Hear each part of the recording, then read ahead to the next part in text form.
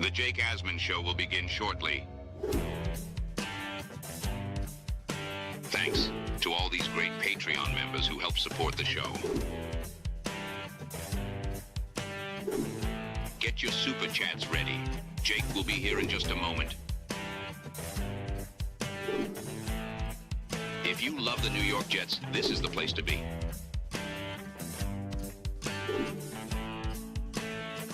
And now, the Jake Asman Show. There are actually people saying the Jets have too many weapons on offense. Think about that. Too many weapons on offense. The Jets. We'll talk about that. Matt O'Leary is going to join me. A lot to get into. It's the Jake Asman Show. Let's hit it and get it started. We sitting here, we excited as hell. Now it's time to get to work. Are you a happy guy? Oh my goodness, let's go! I haven't felt joy talking about the Jets in a long time. When they announced it, I went, yeah!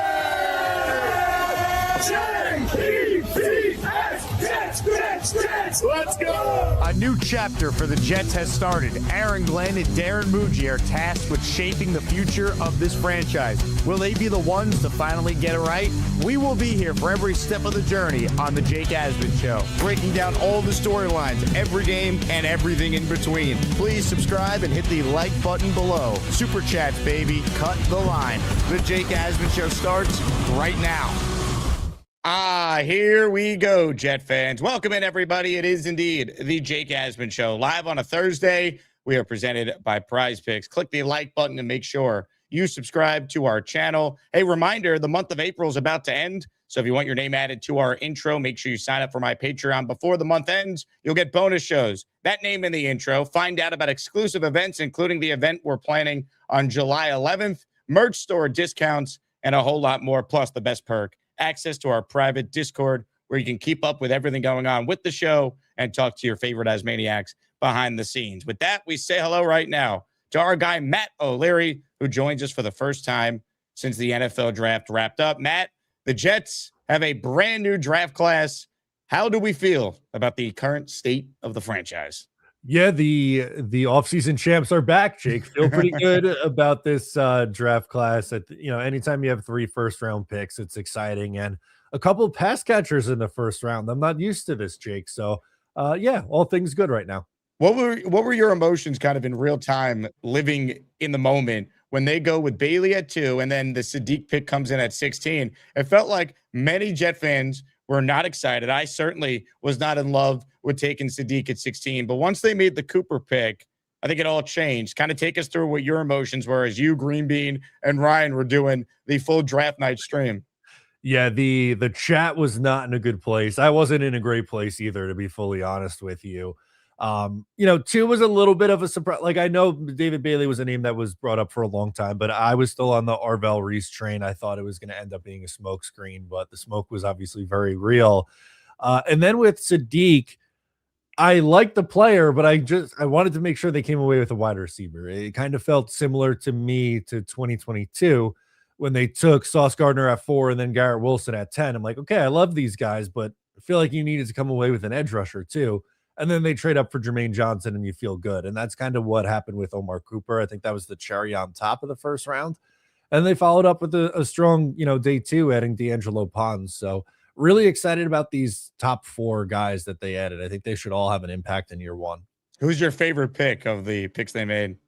I think it's Omar Cooper Jr. That's just the guy that I've really liked throughout this entire process. And like I said, to me, it was like the cherry on top. And it's like, oh, thank God, finally they got a receiver. And I just think he's going to be a nice complementary piece to Garrett Wilson. Like I said, I like most of these top 4 guys that they took. But Omar Cooper was someone that I really liked throughout the process and was hoping that he would end up being a Jet.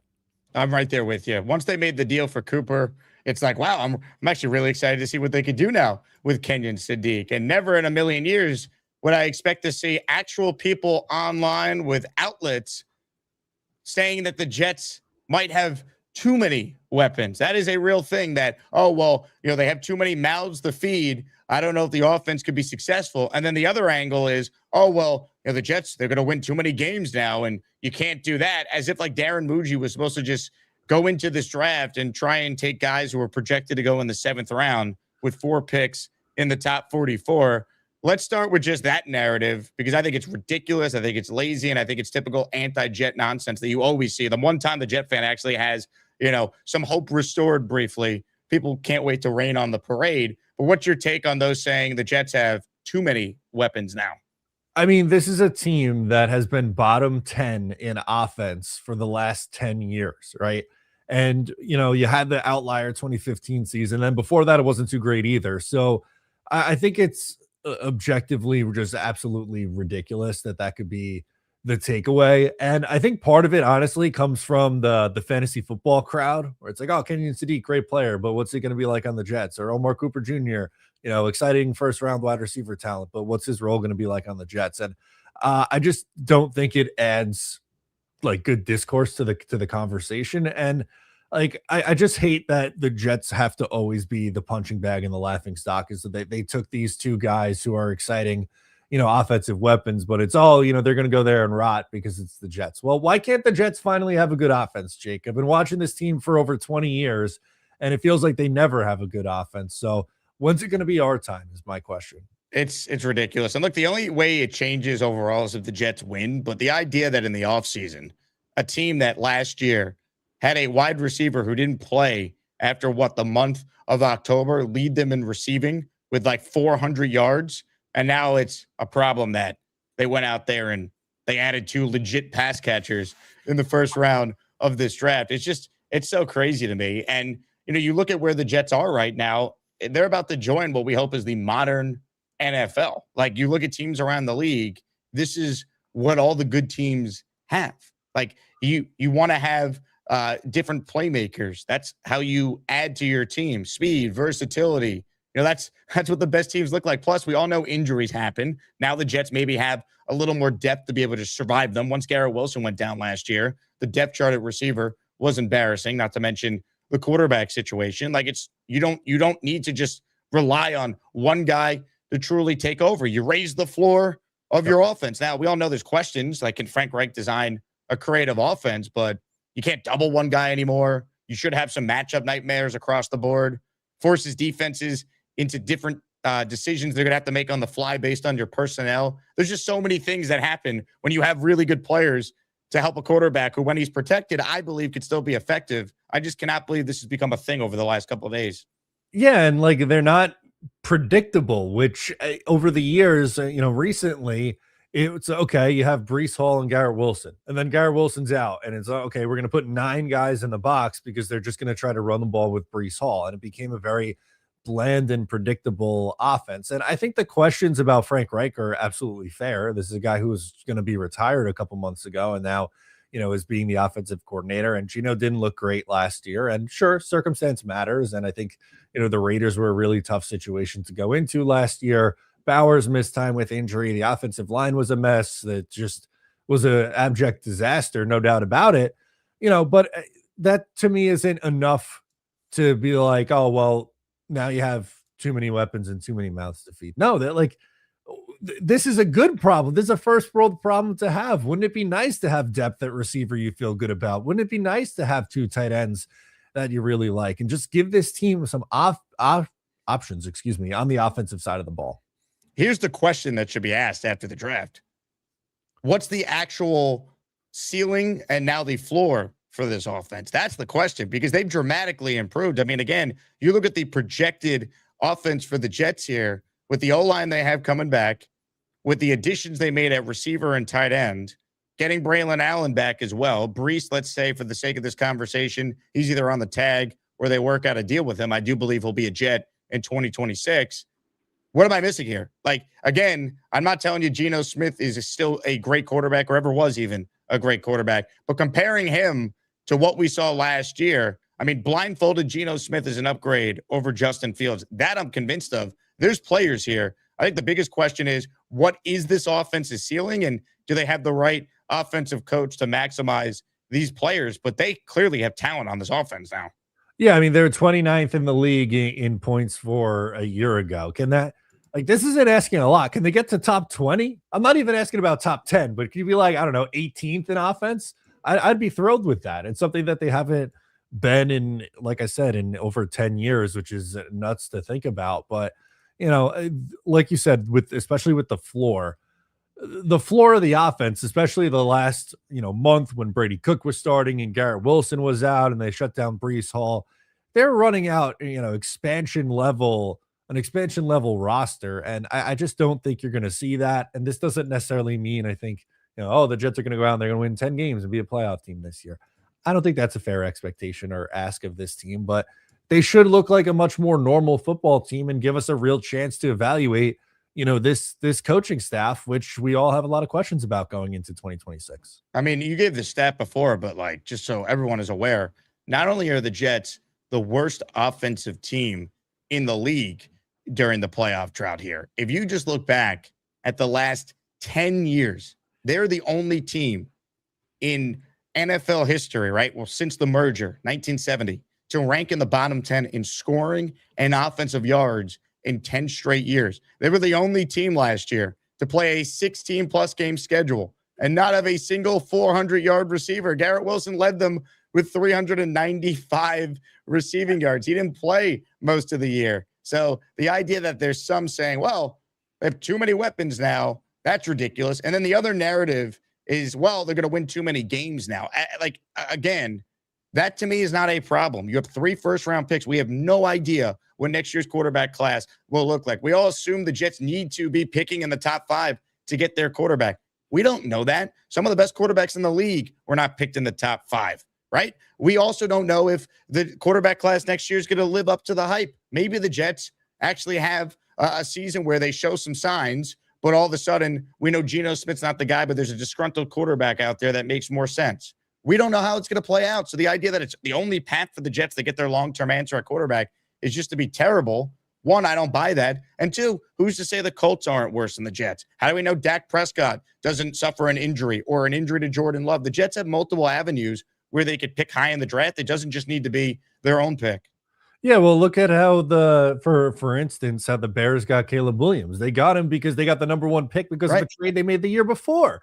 So you don't know. And Patrick Mahomes and Josh Allen, Lamar Jackson, they were all trade ups for those teams who moved up to get them. So, yes, the higher pick you have, obviously the chances of you finding a good player are higher, but it doesn't necessarily mean that the only way that you can find your franchise quarterback is picking number 1 overall. And like you said, they have draft picks of the Colts, obviously, and the better pick between the Packers and the Cowboys.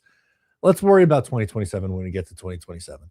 And I mean, again, if they start awful again, then sure, we could have the March for Arch conversation. We could see this team lose games and people would be in their right to root for that. I'm not going to tell someone how to root at this point, but we don't need to do that yet. Let's at least hope they could get off to a decent start and give us a season. We didn't even get a season last year. They started 0-7. Once they lost that game in Tampa, I knew they were done. Then they followed that up with a stinker in primetime against an awful Dolphins team. 0-4 before September was even over. The season was done. Can we at least get through the first month, 2-2, with some hope? Don't fans want that before it all goes up in the flames? Yeah, I think we'd all sign up for 4-6 through 10 games, which is, again, a losing record and kind of wild to say. But this is a team that, we're doing mock draft Mondays by Halloween. And I don't want to have to be in that situation. Like I said, I don't think the Jets are a playoff team in 2026. I'm not on Green Bean Island, who is pushing the Jets are ending their playoff drought this year. But with that said, can you just be a competitive, normal football team, please? Green Bean thinks they're ending the playoff drought? He does. And he is willing to take anyone who's willing to come out on their skiff to Green Bean Island. He is welcoming new members. Wow, that is outstanding. I hope he's right. I love Green Bean's optimism. Doc Jet Fan with our first super chat of the day. Thank you, Doc. It is imperative to keep Geno healthy. Otherwise, you lose a year of developing Cooper and Sadiq. Please use the cap space for veteran O-line insurance. I mean, I agree with you, Doc. It's just the reality is if Geno goes down, you're just not going to really find a quarterback available at this stage that's going to be anywhere close to Geno. I know they brought in Russell Wilson for a visit. He's shot. I don't even think he's close to what Geno Smith is at this stage of his career. There's just not much out there. I mean, maybe they can bring Tyrod back, but we know he's an injury waiting to happen. Bailey Zappe's on the roster. The reality is you lose your quarterback, it's very tough to make up for it in today's NFL.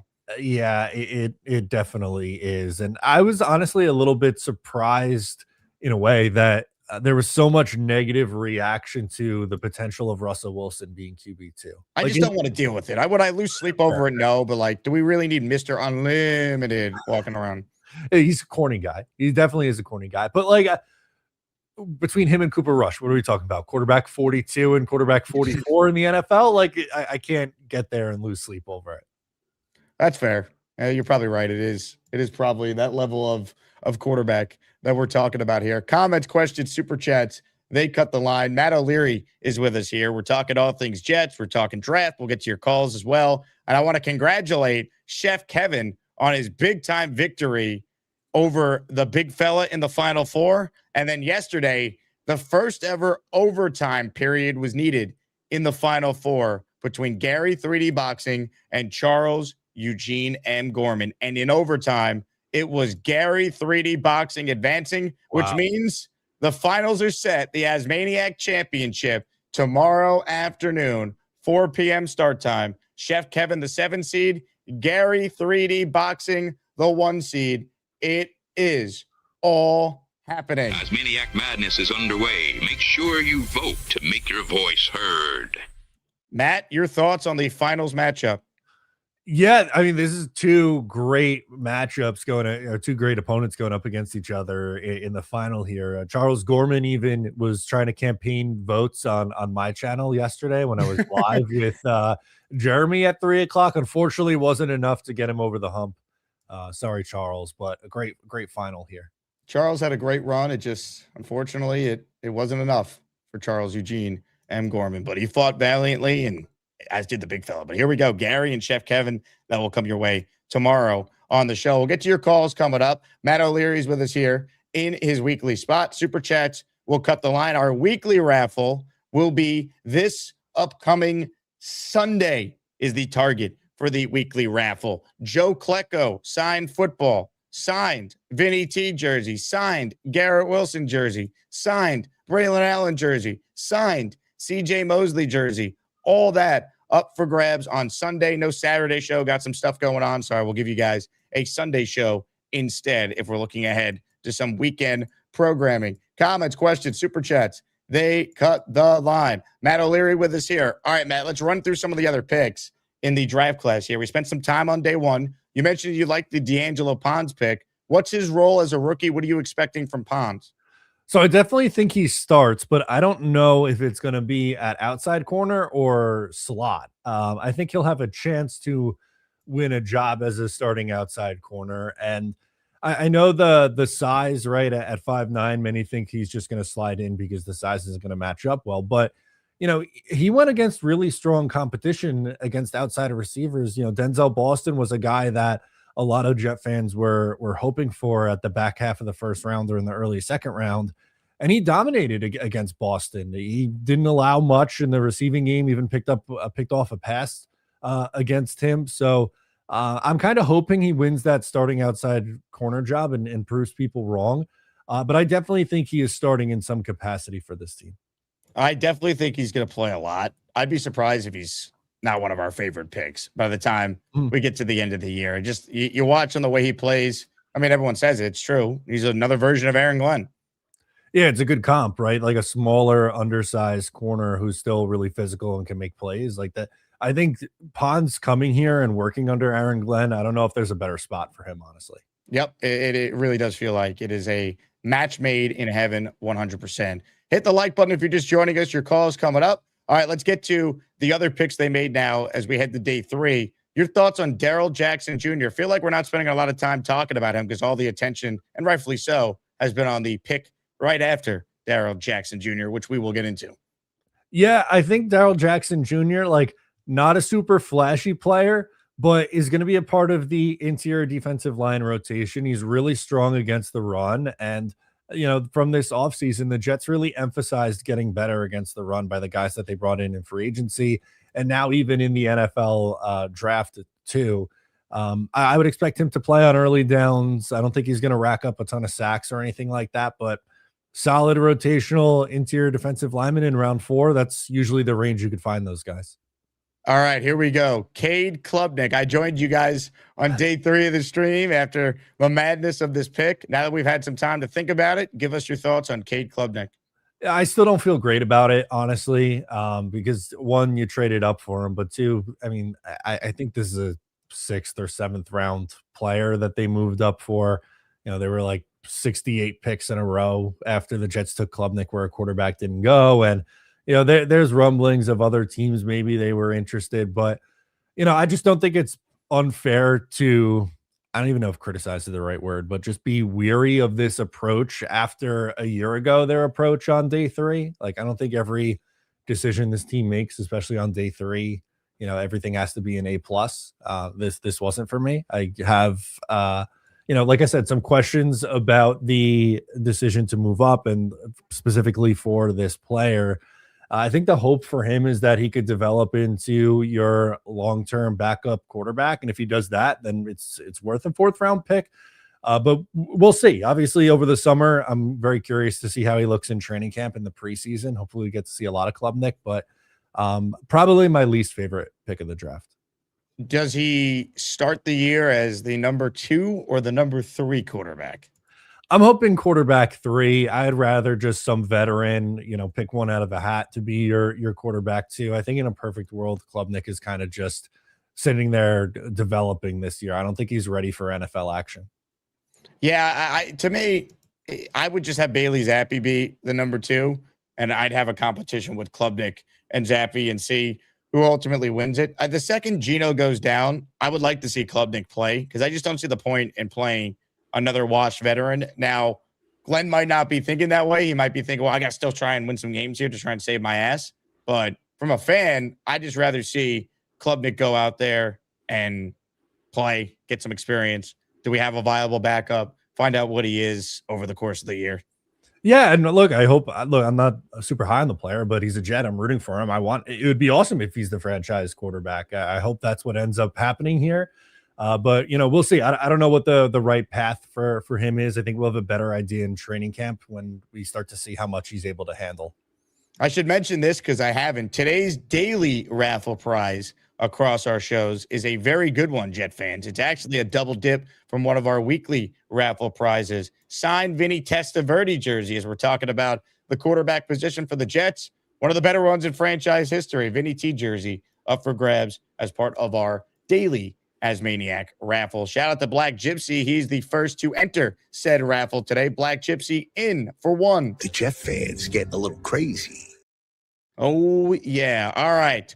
Let's continue the conversation with some of your calls. But first, let's hit on the final 2 picks that the Jets made on day 3. Inez Cooper and VJ Payne. Name alone, I love the pick. Your thoughts on the final 2 selections the Jets made?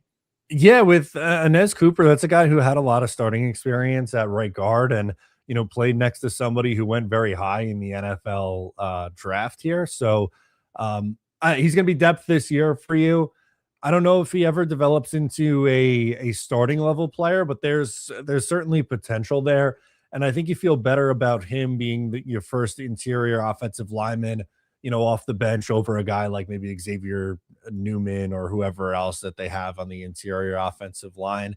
And then obviously with VJ Payne, I think, you know, that was a player they got really good value on. I thought he would have went earlier than the 7th round. And I think he'll have an immediate special teams impact. I think he's going to play a lot on special teams this year, but maybe it could be like your 3rd safety at some point. VJ Payne. Name alone, I'm sold. It's great. I love it.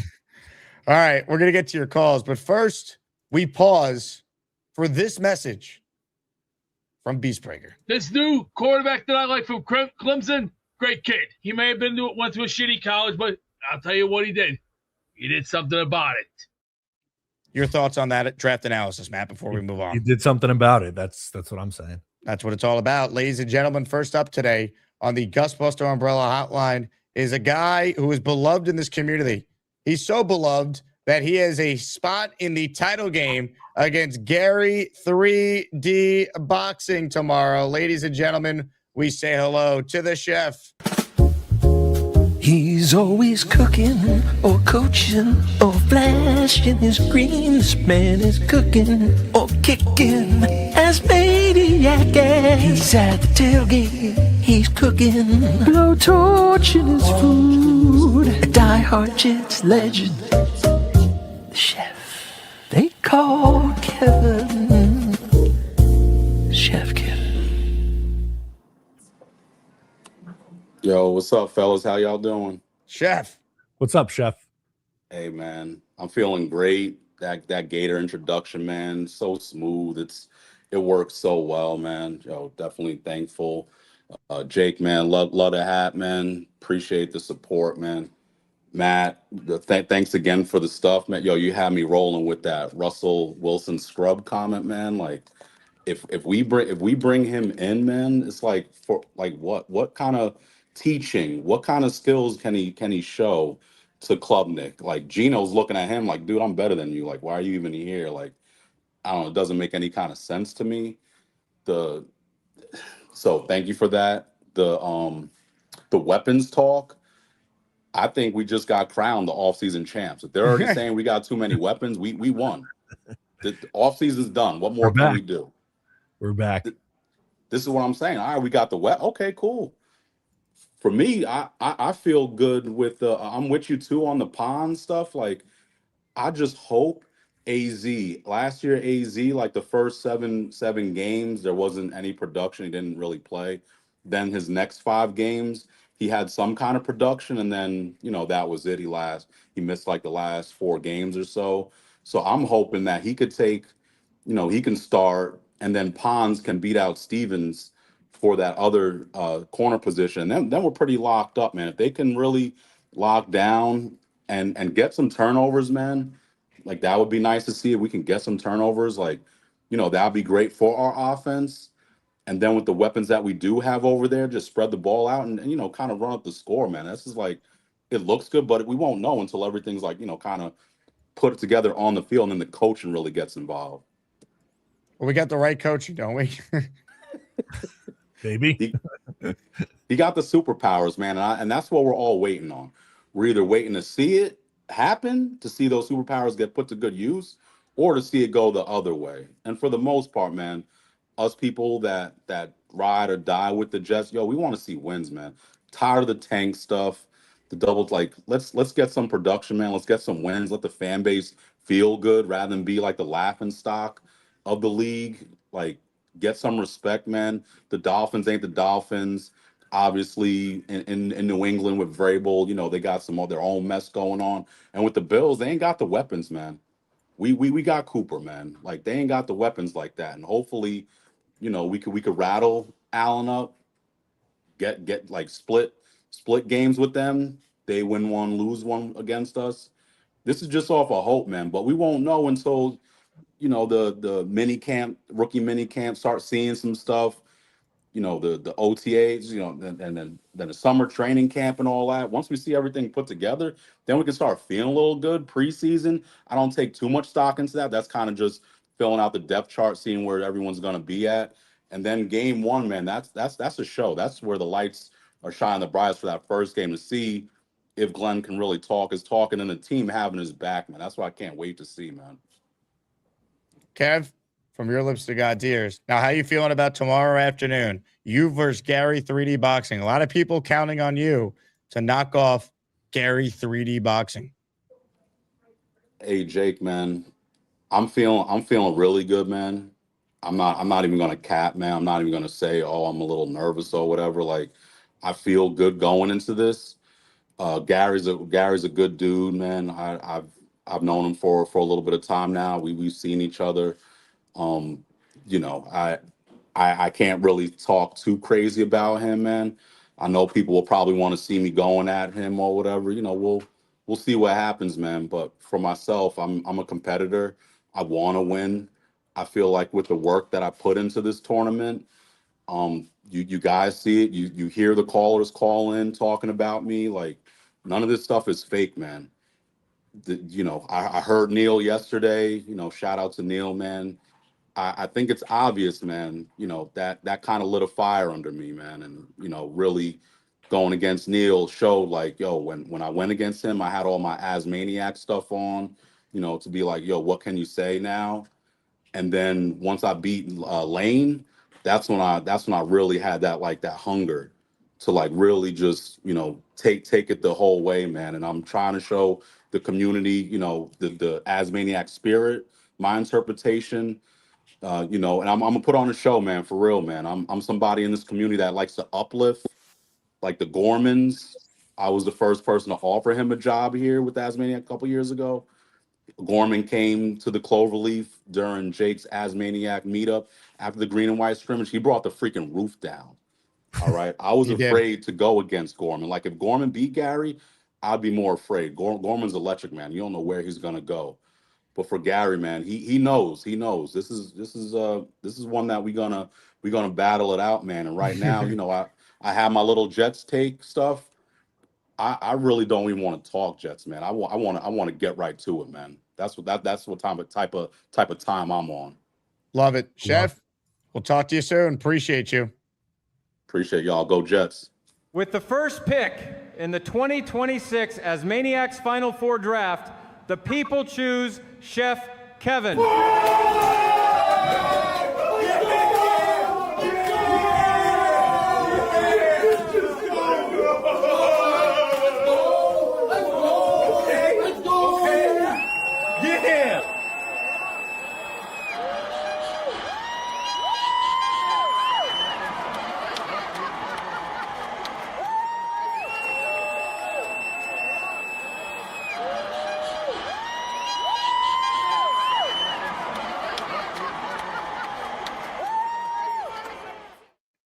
Ladies and gentlemen, get ready to vote. It's going down tomorrow afternoon. Chef Kevin taking on Gary 3D Boxing.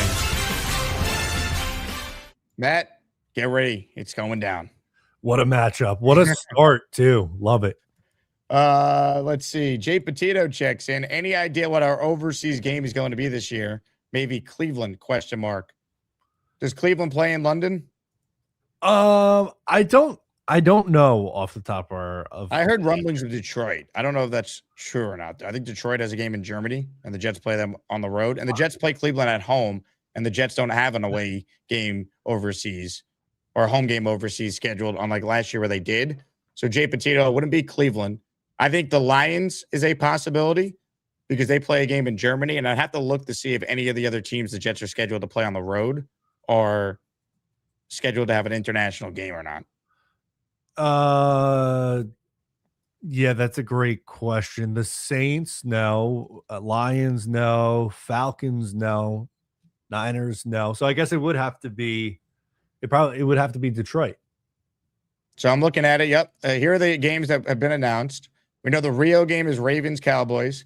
We know the game in Melbourne is Niners Rams. In Madrid this year, the Falcons are playing. In Munich, the Lions are playing. In Paris, the Saints are playing. In London, the Jags will play twice and the Commanders. And in Mexico City, the Niners will play. So of all those teams I mentioned, only the Lions have a game that aligns with the Jets schedule. All right, Jets, Lions. Are we going to Germany, Matt? Doubtful. Let's head to Munich. Take the show on the road. It would be cool to see.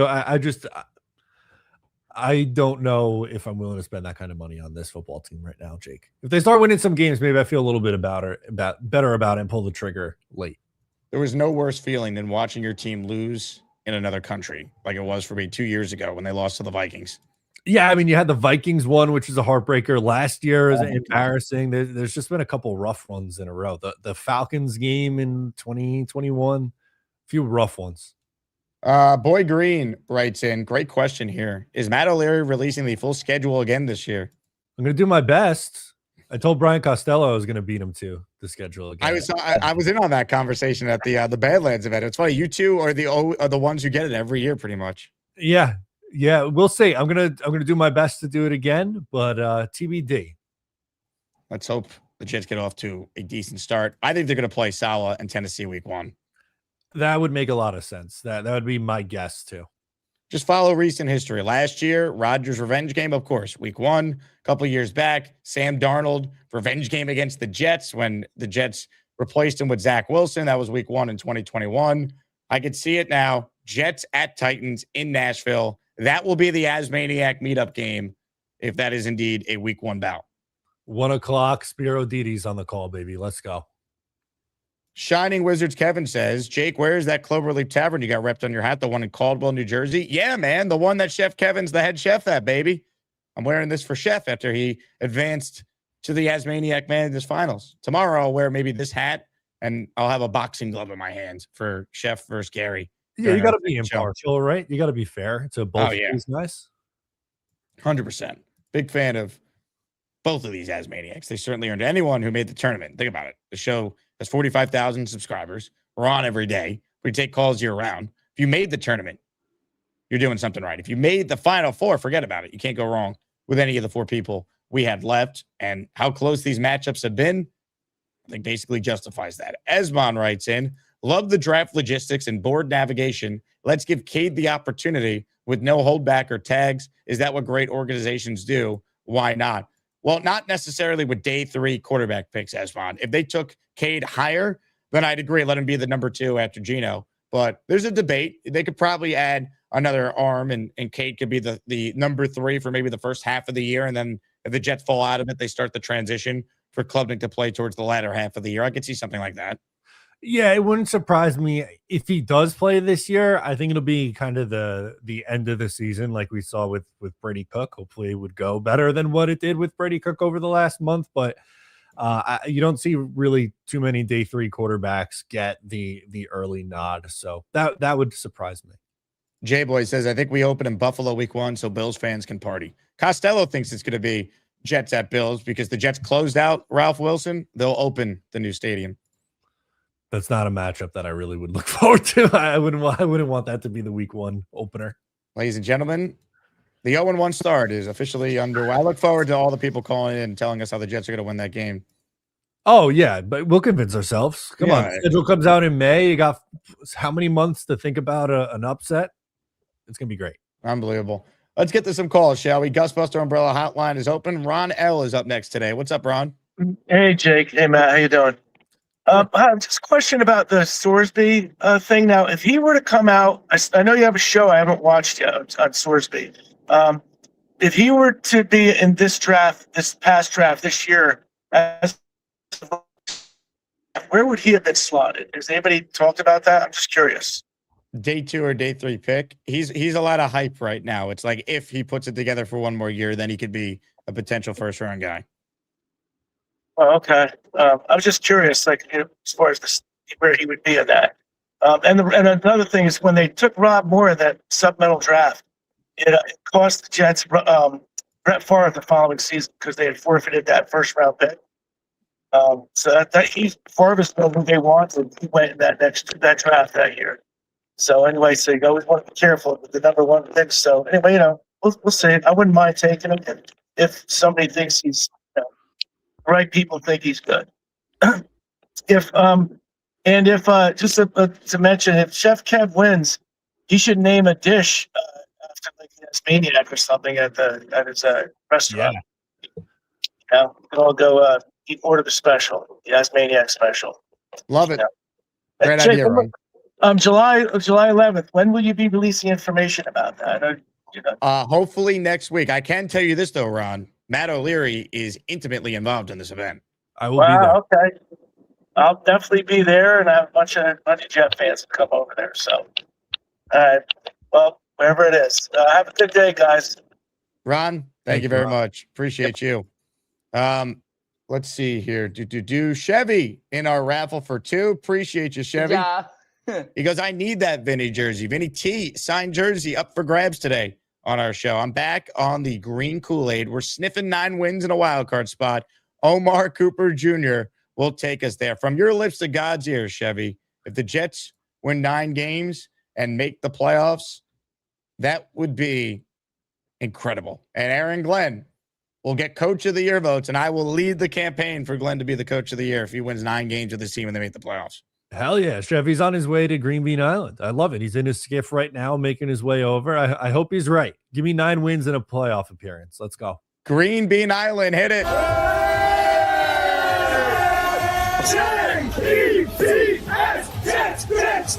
Let's go. Yeah, keep it rolling with your calls right now. We say hello to Doug on the bed. Hello, Doug. How you fine fellas doing this morning? Douglas. What's up, Doug? So how quick, if the Jets got out the gate slow, does Dan Orlovsky say, man, Garrett Wilson needs to get out of New York? They don't have the weapons for him. He needs to get out of New York. If the Jets start 0-3, how fast does he start saying that? Oh, immediately. I mean, the first loss, though, let's be real. Many in the fan base are going to be like, the March for Arch is on. Yeah. And then I think this is the first time you can say definitively in a while, all the 8 guys drafted will 100% make the team and have somewhat of a role this season. K. Klubnik is a backup, but like I think every guy outside of Klubnik will see legitimate snaps, like one on special teams, or like have a legitimate role, with Inez Cooper being like your first backup guard, and then the first guys out of the first picks before Klubnik, I think will all play a decent role. Like I think Jackson will have a good rotational role. I think everyone thinks Pons will end up being one of the better corners on the team, or if not the best corner on the team. All the first 3 round picks are going to play a lot. So I think this is the first time in a while I can say definitively all 8 of the picks will have a role on the team. Well, I mean, define role, though, right? Like if Kate Klubnik's the number 3, like he had a role. James Morgan had a role, too, when he was picked. I think Kate Klubnik will be the backup. The number 2 going into the season? I think he'll win the number 2 job. I think they're going to do everything possible for him to win the 2 job, because I think it's going to be similar. Like if they sign Russell Wilson, which I don't want, I think it's going to be similar to like a Matt Flynn, Russell Wilson situation, though, in the reverse. Like Russell Wilson, Klubnik's going to show he's clearly better and just be the QB2, and then Geno's going to be the starter.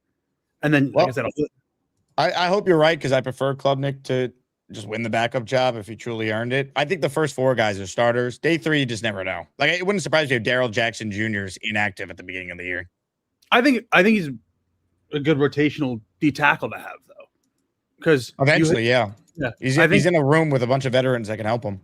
You think like him and Sweat, if they're like, I can't remember, I think it was Will Parkinson on one of the Badlands podcasts. He was talking about like him and Sweat, if they're going full go, they're going to be hard to stop in the get running yards on. So I would like to see Jackson play, and I think Payne's going to get a good role in special teams.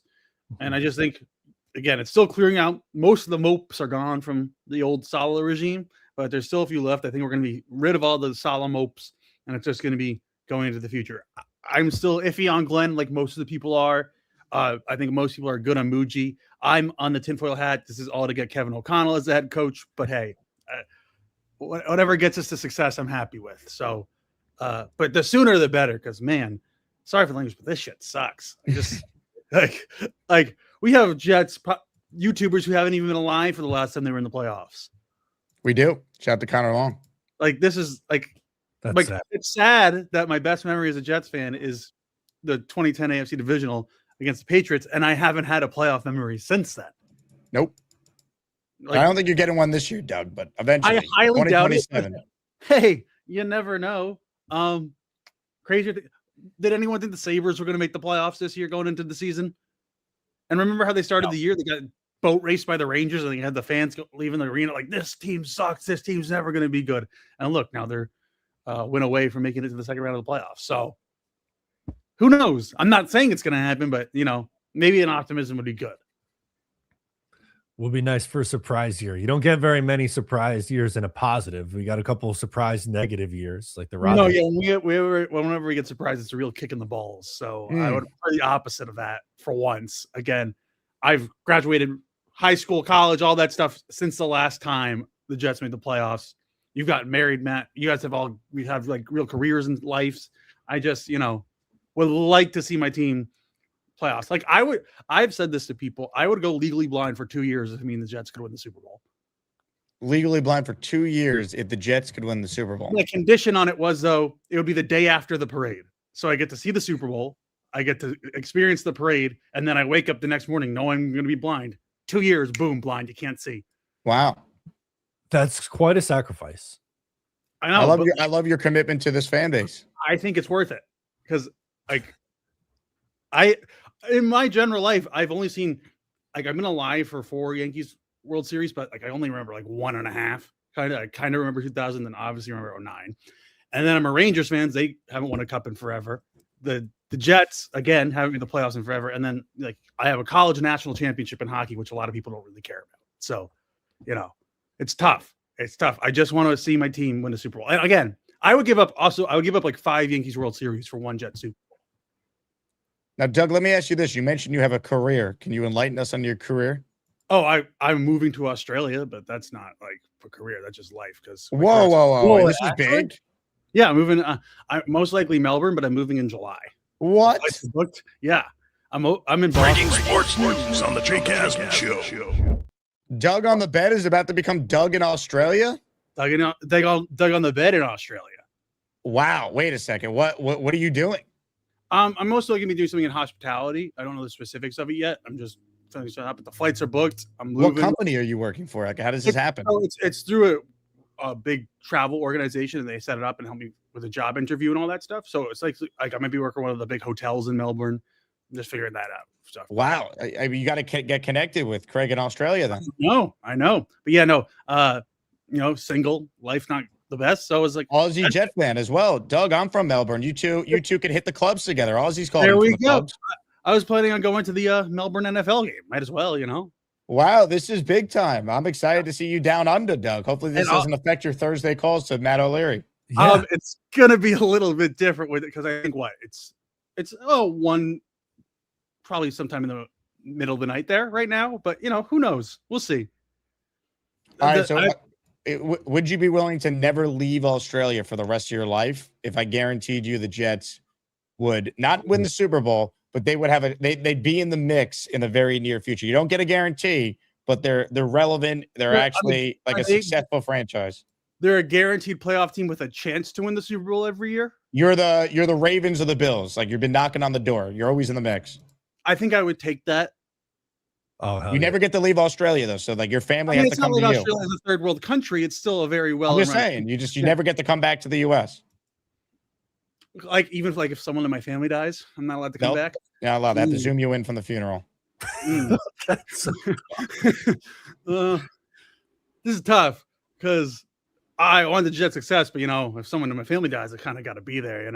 Come on, Doug, suck it up. Get on FaceTime. I think I would say. I think if it's like you got to trickle in, like they at least make a couple of Super Bowls in there. You're guaranteed at least 2 Super Bowl appearances in your lifetime. Then yes. You're not guaranteed they win. You're just guaranteed they get to the Super Bowl. I mean, yes, because if you're in it, you got a chance. Exactly. That's what I'm saying. Like, you'll be in the mix. You're what the Bills are. Some years you go to the AFC Championship. Some years you lose early in the playoffs, but you have a chance. So you don't know the outcome, but you have a shot. I would take that. Yeah, it's better than what we're in right now. And then so I wouldn't have to go blind for 2 years. Exactly. It's instead of being blind, you just blind can't leave Australia. I think I would take the live in Australia over going blind for 2 years. But it's I don't think that's terrible. Again, it's not like it's some third world country I'm moving to. So I think I would give that sacrifice because the thing that sucks though is I'm going to have to wake up at like 3 a.m. now on Monday mornings to watch football games, but I'll still do it. Well, I'll tell you what, I got some good news for you, Doug. There's a guy on the line who's here to help you and welcome you to his native land. Into the fire with you!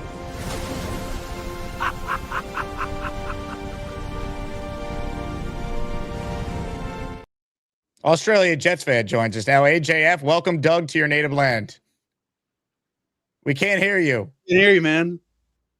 Unmute your mic. Can you hear me? Oh my God. Hello. This is not a welcome. So close. AJF, call back in. Maybe without the AirPods. Yeah, well, Doug, you stay on hold, all right? I'm not going anywhere. But staying up in the morning is that's the one thing. I'm going to set an alarm every morning so I can watch every game.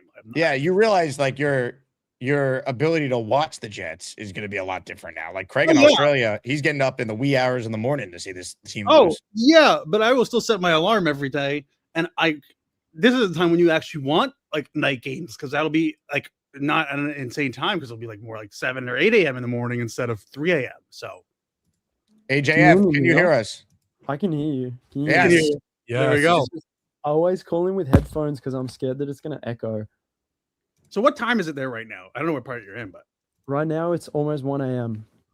see, like that's how I'm going to set my alarm to, so I can wake up for every game. But I'm gonna watch every game.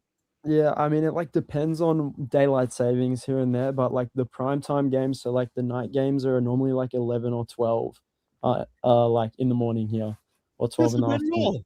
That's nothing.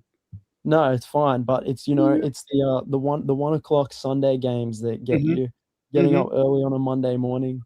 I've spent my fair share of Monday mornings getting up to watch the Jets get absolutely belted. One of the worst experiences of my life, getting up that early to watch Brady Cook absolutely terrorize my life. I could imagine. I could definitely imagine. But yeah, no, I'm absolutely pumped to welcome you to Australia. Do you live in Melbourne right now, AJF? Yeah, I do. Here you Born go. and raised, yeah. Born Wow. and raised, know it like the back of my hand. Let's go. But it might be hard for you to get a ticket to the Rams Niners game. Yeah, I don't know. They were like selling for like 450 retail, and it's 100,000 capacity stadium, and like the tickets up like the very, very top, like in the nosebleeds, were like 450. Like the Never cheapest mind, ones. not worth it. Not worth it. Yeah, no, I didn't get a ticket. If the Jets were playing, I would have paid that in a heartbeat, but not to watch No. two teams I don't care about. No, yeah, no, not worth it. No, yeah, I leave July 4th to get to Australia, so I'm excited about it. July 4th, is that like It's Independence Day. Yeah. Yeah, you're leaving America on July 4th. Is that like a traitorous thing? Like, wow.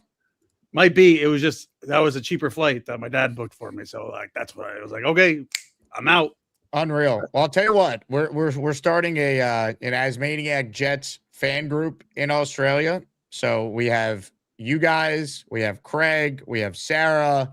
There's several of my listeners. Sherzy's from Australia. We have way more Jet fans than you think down under. So if the Jets ever play in Melbourne, we will be there. I can't wait for that. Do we play the Rams? Like, obviously we don't, not this year, but the year after. When do the Jets play the NFC West next? I think we play the NFC. No, I think we play the NFC East next year. So it'll be 2 years from now. Because I mean, I don't know with London if the Jets will ever play in Australia, but hopefully it happens one day.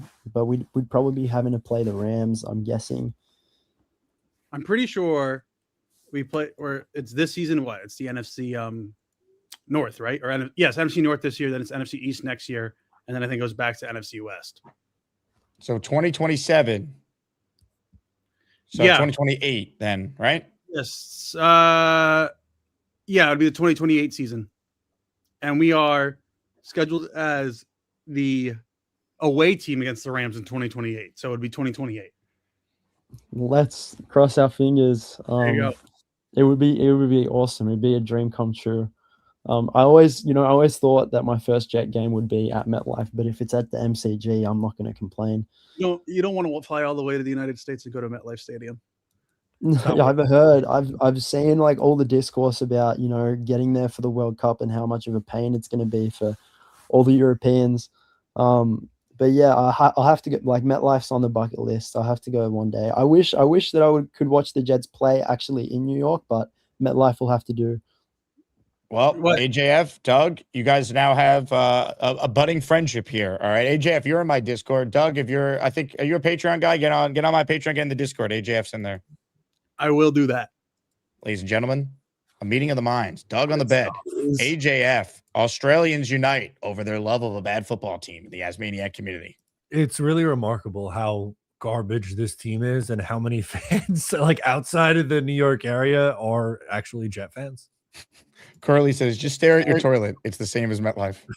Pretty much. You got an air conditioning unit outside? I was about to say, if anyone out there has a giant air conditioning unit in their house, apartment, just look at that. That's basically MetLife Stadium. Nailed it. M123 says, Jake, you have to go to Australia for all the Aussie maniacs. I will be. If the Jets play in Melbourne, I'm in. I really want to go to Australia. It's always been one of those like places I'd love to visit. I just need a reason to. Stuff to book a vacation randomly. But if the Jets are there and it's a tax write-off, I'm in, baby. Yeah, exactly. You nailed it. That's the way to do it. Let's get the more of your calls. Stefan is next on our show today. What's up, Stefan? Are you there, Stefan? This happened yesterday. Stefan. I hear him. I think. Stefan. Beast is not even on the line this time. Unbelievable. Stefan, what are you doing? This is what happened yesterday. This was what we call Beast being Beast, Matt. Hold it! Damn you! I'd like to ask you a few questions. Listen, pet dick. We can't hear you. Can you hear me? I don't want to talk to you, Max. I'm talking to this guy here. Sponsored by Oil Man, the best. Do it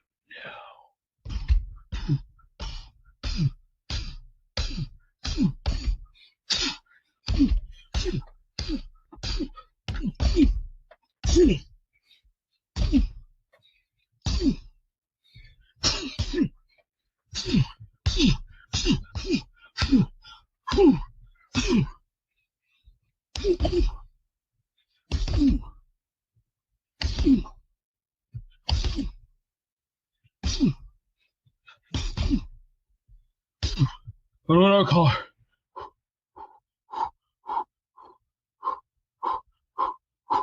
Whew. I got it. Got another car.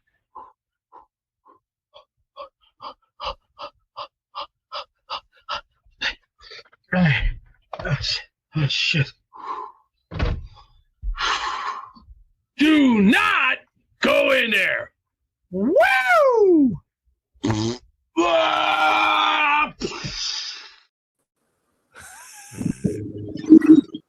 Look at that sound, that horsepower. That's 2,000 horsepower in your face all night long. Can't stop you in the 90 second Jeep. One person. If you want real craftsman work, you get yourself a craftsman work. This is it. 2,000 horsepower and every air full speed ahead. Let's get back to work. Yeah!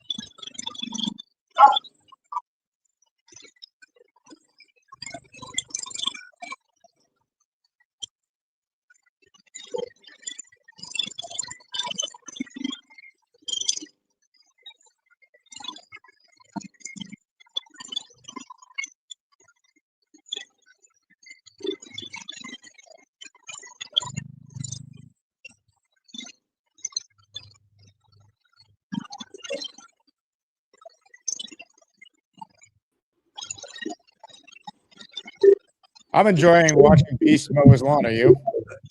Look at that form. I'm going to fly him out to do my backyard next. You're a homeowner, Matt. You know how difficult this could be. It's not easy. Not an easy thing. Do we know what the sounds were when his camera was off? That was very concerning, Jake. We thought he died on the air yesterday. I don't know what was happening. I was concerned.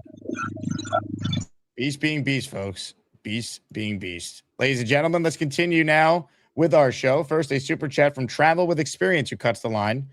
Jets versus Lions, Thanksgiving Day. Book it. I want nothing to do with the Jets playing on Thanksgiving. It's going to ruin the day and the rest of the weekend, knowing I got to have to spend Thanksgiving watching them lose and then do a post-game talking about it instead of just not having to deal with the Jets for the day and just watching other teams play on Thanksgiving. Thanksgiving is such a great holiday, too. It's on the Mount Rushmore of holidays that we have during the course of our calendar year. I don't want it ruined by the Jets. I can't. A 12 o'clock or 12:30 start Jets Lions, that ruins the whole day. Yeah, either going to lose. Like if you guarantee me they win, I'm in. They're not going to win. They're not beating the Lions on Thanksgiving. I want nothing to do with it. No, you lose 30 to 10 on Thanksgiving. We got to do a post-game show and miss Thanksgiving dinner. Come on, not for me. Is the last time the Jets played on Thanksgiving still the butt fumble night? Yes, I think so. Yeah. They played 2010. They actually won. Brad Smith a good lost his one. shoe. Yep, against the Bengals. Great win. Yeah, I'm good on the Lions and on Thanksgiving. I want nothing to do. They played Black Friday. I didn't mind the Black Friday game because it's like fine. It's after Thanksgiving. You still get a couple extra days for your weekend after. Like I'm okay. Like if I know the Jets wanted to play Black Friday every year, and then the Jets are like, well, we're going to start Tim Boyle for the first ever Black Friday game, and the NFL was like, yeah, we're not going to give it to the Jets every year. We're going to rotate this one around instead. Yes. But I'd be okay if they played Black Friday. I want nothing to do with the Jets playing the Lions on Thanksgiving. No, God, no. Oh my God. I remember, what was it, 2007? They played the Cowboys and got their teeth kicked in too. Kellen Clemens started that game. Yeah, that was another ugly one. No, thank you. Yeah, I'm good on that. I am good on that. Matt, I appreciate you hopping on. Great job. Jake, thanks for having me as always. Talk soon. Matt O'Leary with us there. Today's show presented by PrizePicks. Play $5 and get $50 instantly in lineups when you use the code HMA. Here's a PrizePick future lineup that I think is going to hit. Fernando Mendoza, regular season game started. It's only 6.5. He's obviously going to start more than 6 games. Come on, he's the number 1 pick. Garrett Wilson, if he's healthy, he's going over 1,000. So I think that will hit. And Brees Hall, every year he's healthy, besides his rookie year, he's gone over 325 receiving yards. I think they're going to do a way better job incorporating Brees as a weapon out of the backfield. So I'm taking Brees to go over his reception number. Let's get back to your calls right now. Reminder, we have a Vinny Testaverde jersey up for grabs today on our show. When you enter for the Vinny jersey, you also are qualified for the set of weekly Asmaniac prizes. But right now, we're pretty light on membership. So if you never won a raffle before, this is a great day to enter. More of your calls right now. Ladies and gentlemen, Jiggy the Jetman is on the line, but is Jiggy actually there or did his camera freeze? Jiggy. That answers that. Stefan is back with us. Don't move, Stefan. Come back. Get your ass here. I'm here. Sorry about that. Look alive, man. Look alive. Sorry, I broke my fridge trying to fix the ice maker yesterday. So what happened? Got a pro here now. No. What happened? The ice maker wasn't working because water got stuck in one of the pipes. So I popped it out and broke up the ice. But unfortunately, when I plugged it back in, it shorted out the circuit board. So now that's getting replaced too. I just wanted some ice, man. The drinks were so warm. I'm sorry to hear that. Yeah, it sucks, but whatever. Never pays attention. Wow, that's hurtful but true. What? My name, it's been changed. It was Jets X Factor. Now I'm never pays attention. Yeah. Well, I'll tell you what. I know you're having some issues with your fridge. I got a guy who's an expert in that. If you want to talk to him. Peace. Can you help Stefan? Peace, you there? I guess not. No one wants to talk to you, Stefan. You're never ready when we go to you. Nah, that's fair. Nah, I've been bad about that lately, but don't worry, I'm gonna be back on my game. I'm here. I'm too locked into the games lately. I feel you, man. Gotta review all this film now. Look, there's a lot to break down. Who are you breaking down next? Right now, I was checking out the Analysts Cooper versus Darrell Jackson. They played Week 6 this past year. It was a fun game to watch. Yeah, I like it. And they definitely both definitely got power, have some strong anchors. Darrell Jackson, the length on film is clear. You see the center or the guard had both back several times. For him, I'd say the big step is just kind of being more active with his hands. They took him off on passing downs a good amount.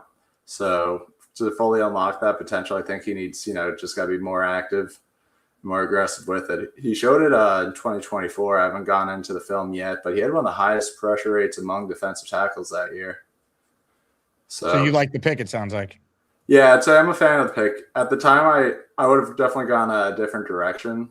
There's some other guys I had liked ahead of him, but the more I research it, the more I like it. The lack of experience, the prototypical size, I'd say for an early 4th round pick, I definitely see him getting on the field in the near future. He'll have to get ahead of T'Vondre Sweat and David Onyemata. Kind of depends how the Jets, what kind of defense the Jets run at this point. Do you think they're going to go 3-4, 4-3, or obviously it's going to be a little bit of both? But I think way more 3-4 than 4-3. I mean, I don't think you acquire Tavondre Sweat if you're not going to be mostly 3-4. That's fair, but at the end of the day, they like Jermaine Johnson. I feel I kind of put it with the rest where it's like you were swapping day 3 picks. You swapped players that were at this point near the end of your roster. Johnson was pretty expensive, so it's I definitely get why they made the move, but yeah, we'll see. We'll see. What's your take on Leon saying that you remind him of Michael Nania? I know last time I got called Sabo Jr. Now I'm cosplaying as Nania. You know, I work at Just X Factor, so those are my bosses. So, you know, that's praise to me. He told me I remind you of the owner and I'd say one of the best analytical minds in Jets Nation. So do you believe that Robbie's a good boss? Yeah, he's super chill. You call him Mr. Sabo? I usually just call him Robbie. What about Nania? Do you call him Mr. Nania? Call him Nania. Now they're both nice guys. What about Joe Blowett? Do you call him the czar of film? Yes, obviously. He has. Yep. Is there another name? No, that's what I call him. Yeah, it's like that's what he is in all the chats on my phone. He's one of the greats. He's great. Yeah, no, it's a great team they got over there. I love being part of it. Just the amount of insight, the amount I've learned about football and the Jets has been something else. I love football. I love the Jets, so it's been awesome. I love doing deep dive in analytics. Do you sleep with PFF grades under your pillow? No, I use my own system, which I download all the data from PFF.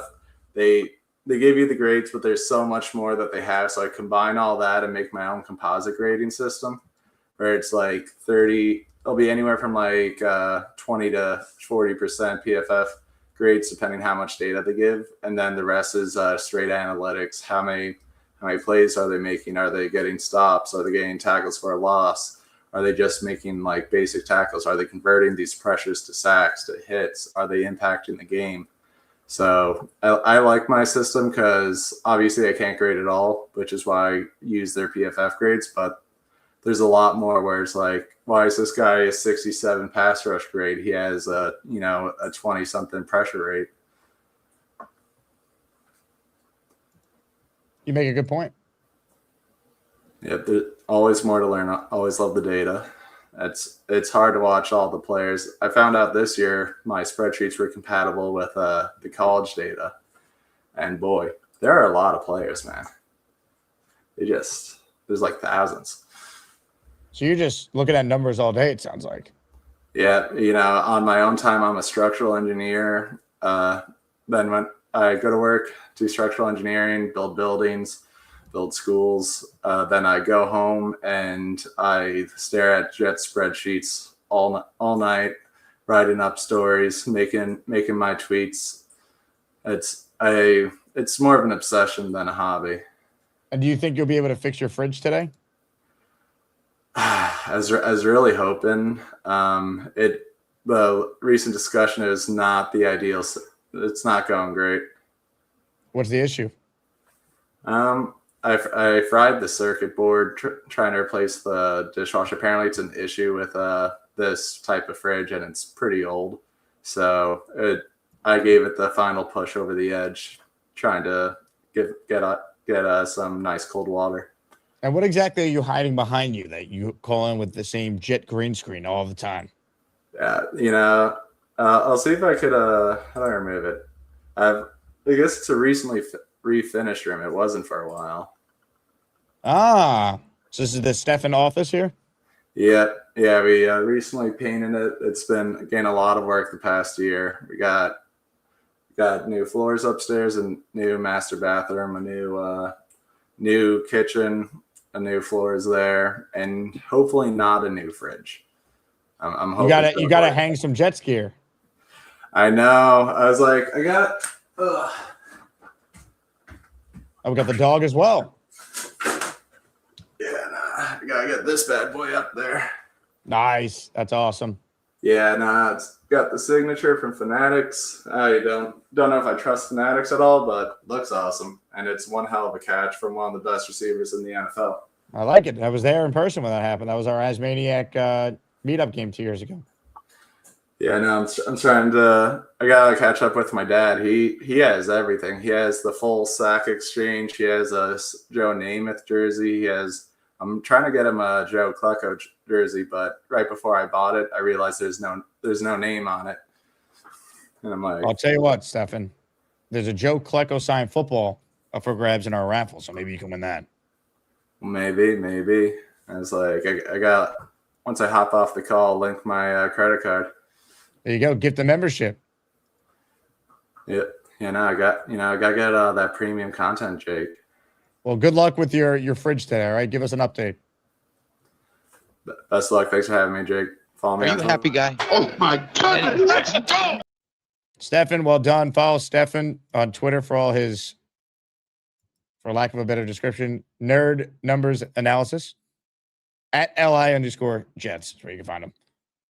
Let's see. Now, look, that was Stefan's analysis. Compare that to Beast's analysis on a prospect. This new quarterback that I like from Clemson, great kid. He may have went to a shitty college, but I'll tell you what he did. He did something about it. There you go. Ladies and gentlemen, Michael Greco in the Asmaniac raffle for one. Say go New York, go New York, go! Go New York, go New York, go! Mike Dems dropping a 5 spot. Good luck, Mike. He's in for 5. Hit it. You guys laugh. It's not funny. This is regurgitating. Those are two fairly young men. You want to see what a real man looks like? They don't care. They think it's funny that they're sickly and ill. This ain't no bullshit. Beast and Gorman look great. Yeah, they're both physical specimens. Destructive, but constructive. That's extraordinary, yeah. 272 pounds, muscle and might. I'm all thrown off here. I'm all flustered here. Can I get to my jet point? Yeah, you could try. Oh, yeah. If you don't fuck off, I don't know what else will. Have a good day. Whoa. Let's see. NC Green writes in an Asmaniac half-pound burger loaded with bacon, fried eggs, onion rings, and multiple cheeses. Chef Kevin, you let us know what the Asmaniac item on the Cloverleaf Tavern menu will be if you are an Asmaniac Madness champion. Tomorrow afternoon. Gary versus Chef. It's all on the line. Just End the Suffering says, I need a membership. Well, make sure you have the setting on. Make sure you gift the membership, or make sure you have the setting on that you can receive a gifted membership. If you want to just become a member and not wait for someone to do it for you, you just hit the join button and you'll be entered in the raffle for one. Also, if you sign up for my Patreon for the year, you get 10 raffle tickets. It's separate from the YouTube membership program. Mario says, when is the Kevin versus Gary matchup? Tomorrow at 4 p.m. Second show.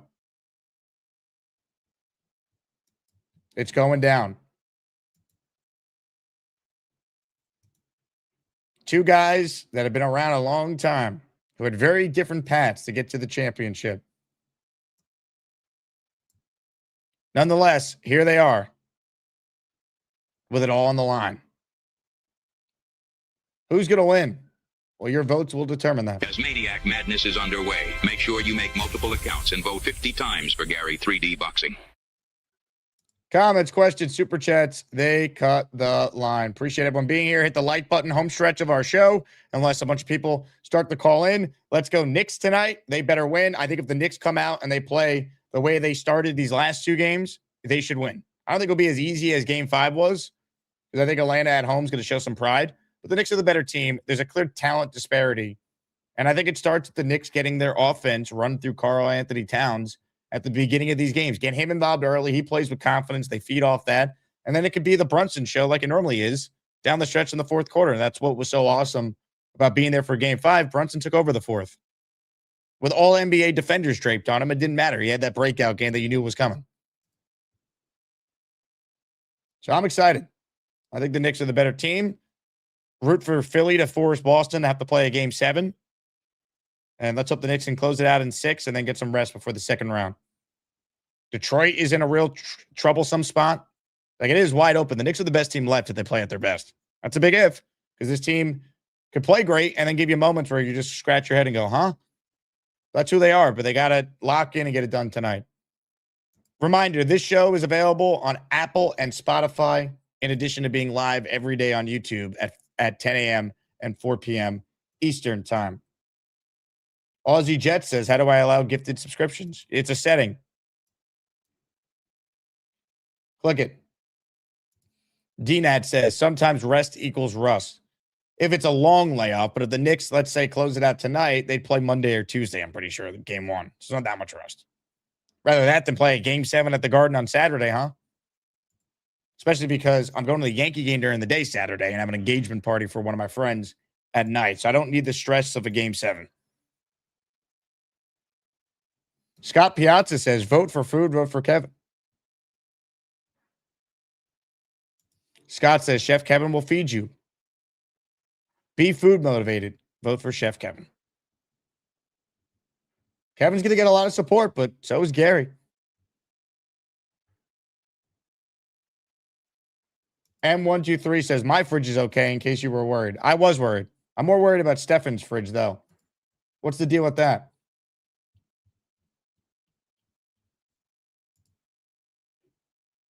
That's what I'm really worried about. Ladies and gentlemen, we heard from Chef Kevin earlier, and now we hear from Chef Kevin's opponent in the Asmaniac Madness Championship tomorrow. Extraordinary. Extraordinary. That's extraordinary. That's extraordinary. That's extraordinary. That's extraordinary. It's quite extraordinary. Quite extraordinary. You know, women shouldn't vote. Just do laundry and vacuum. Extraordinary. What up, Jake? What up, Jake? Congratulations. 3D boxing. Thank you. Thank you. And I see what you're doing with subliminal messaging with that hat on. I see who you're rooting for. See Well, what it is. I'm just showing support to Kev, and then tomorrow I'm going to have the boxing glove on, and I'm going to have the sombrero that All Kevin right. gave me as well. I thought you were rooting for somebody. I thought you were. I'm rooting for overtime like yesterday. That was epic. That's the only thing I'm rooting for. It was good. It was good. Kevin's had a hell of a run. He's had a hell of a run. Did you ever hear the story Ahmad Shumpert told on Hot 97 when they were playing Kobe at the Garden, and Kobe went up, patted him on the butt and said, to start the fourth quarter, you had a great game. Yes. Kev, you had a great run. You had a great run. It's over for Kev. Calling But he your had shot. a great run. Yeah. Kev, if I beat you, you got to put something on your menu named after me, 3D boxing. You got to name some item 3D boxing on your menu. I'll let you pick out what it is. But is that a deal? I'm glad I got Kevin in the finals. The 3D boxing. boxing Caesar salad. Do it, Kev. Do it. The man who's afraid of salads. Do it. I'm glad I got Kevin in the finals. I could not have got a better guy. Like if I lose to Kevin, I ain't worried about it. Hey, who do you think is the most mad that I'm in the finals that I haven't lost yet? Ooh. Of everyone in the chat, it might be David T. He rips on me every day in the chat. David T is on a short, yeah, every day. He's the nicest guy in the world, does he? I mean, he doesn't care for me. It's not like he wrote Gary laying low, can't hide. What has David T ever said about you? Stuff like that every day. He says I'm outdated. I don't even know what that means, but it's Derek the Jet fan comes after me a lot. Derek the Jet, but shout out to Derek the Jet fan. He's not in the back, is he? He's not. All right, Derek the Jet fan. He's a garbage man. That's what he said. He said he's on the back of a garbage truck during the morning shows. Usually, is that what he said? I want to give a shout out. I think so. I want to give a shout out to him. See, that's what I'm talking about. Those are the men that society is built around who get no appreciation. He's a guy that society cannot function without, who gets no appreciation. So, Derek the Jet fan, if you're listening, shout out to you. I appreciate what you do. If I'm ever in Kansas and I see you, I want to buy you lunch. Put your wallet away. Thank you for your service, Chef.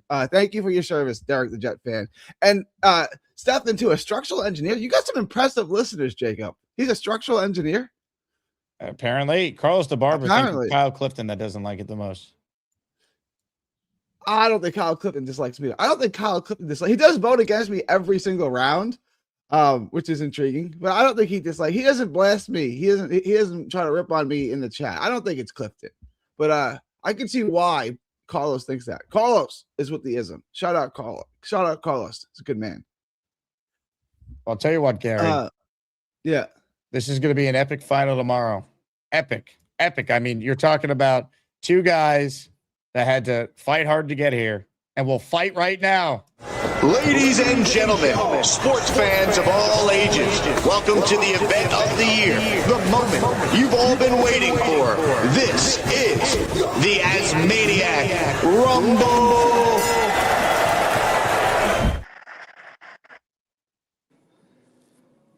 You had a great game. Nah, you had come a great on, run. man. I gotta log. I can't hear him, Jake. Where's Beast for the tech support? I can't even hear Gary. Can you hear me? I gotta call back in. Man, come on. Good job. All right. I was looking forward to that too. I said I've never gone negative in any campaign. I've never said a bad word about any of my opponents in the build-up, and I'm definitely not going to start with him. I wanted to hear what he had to say, and I want to hear what he had to say about putting an item on his menu named after me if I beat him. Gary, what up, man? Can you hear me? What up, Chef? So, yo, Can you hear I me? heard a little bit, man. I'm busy at the restaurant right now. What do you need me to cook you something? What do you need, man? No. When I beat you, you have to put an item. And when I beat you, which is that's gonna happen, you have to put an item on your menu named the 3D boxing after me, the Asmaniac champion. After I beat you. All right, well, we'll do that. So right now we have Cinco de Mayo specials going on. Yeah. So Cinco de Mayo is next week. It actually falls on Taco Tuesday.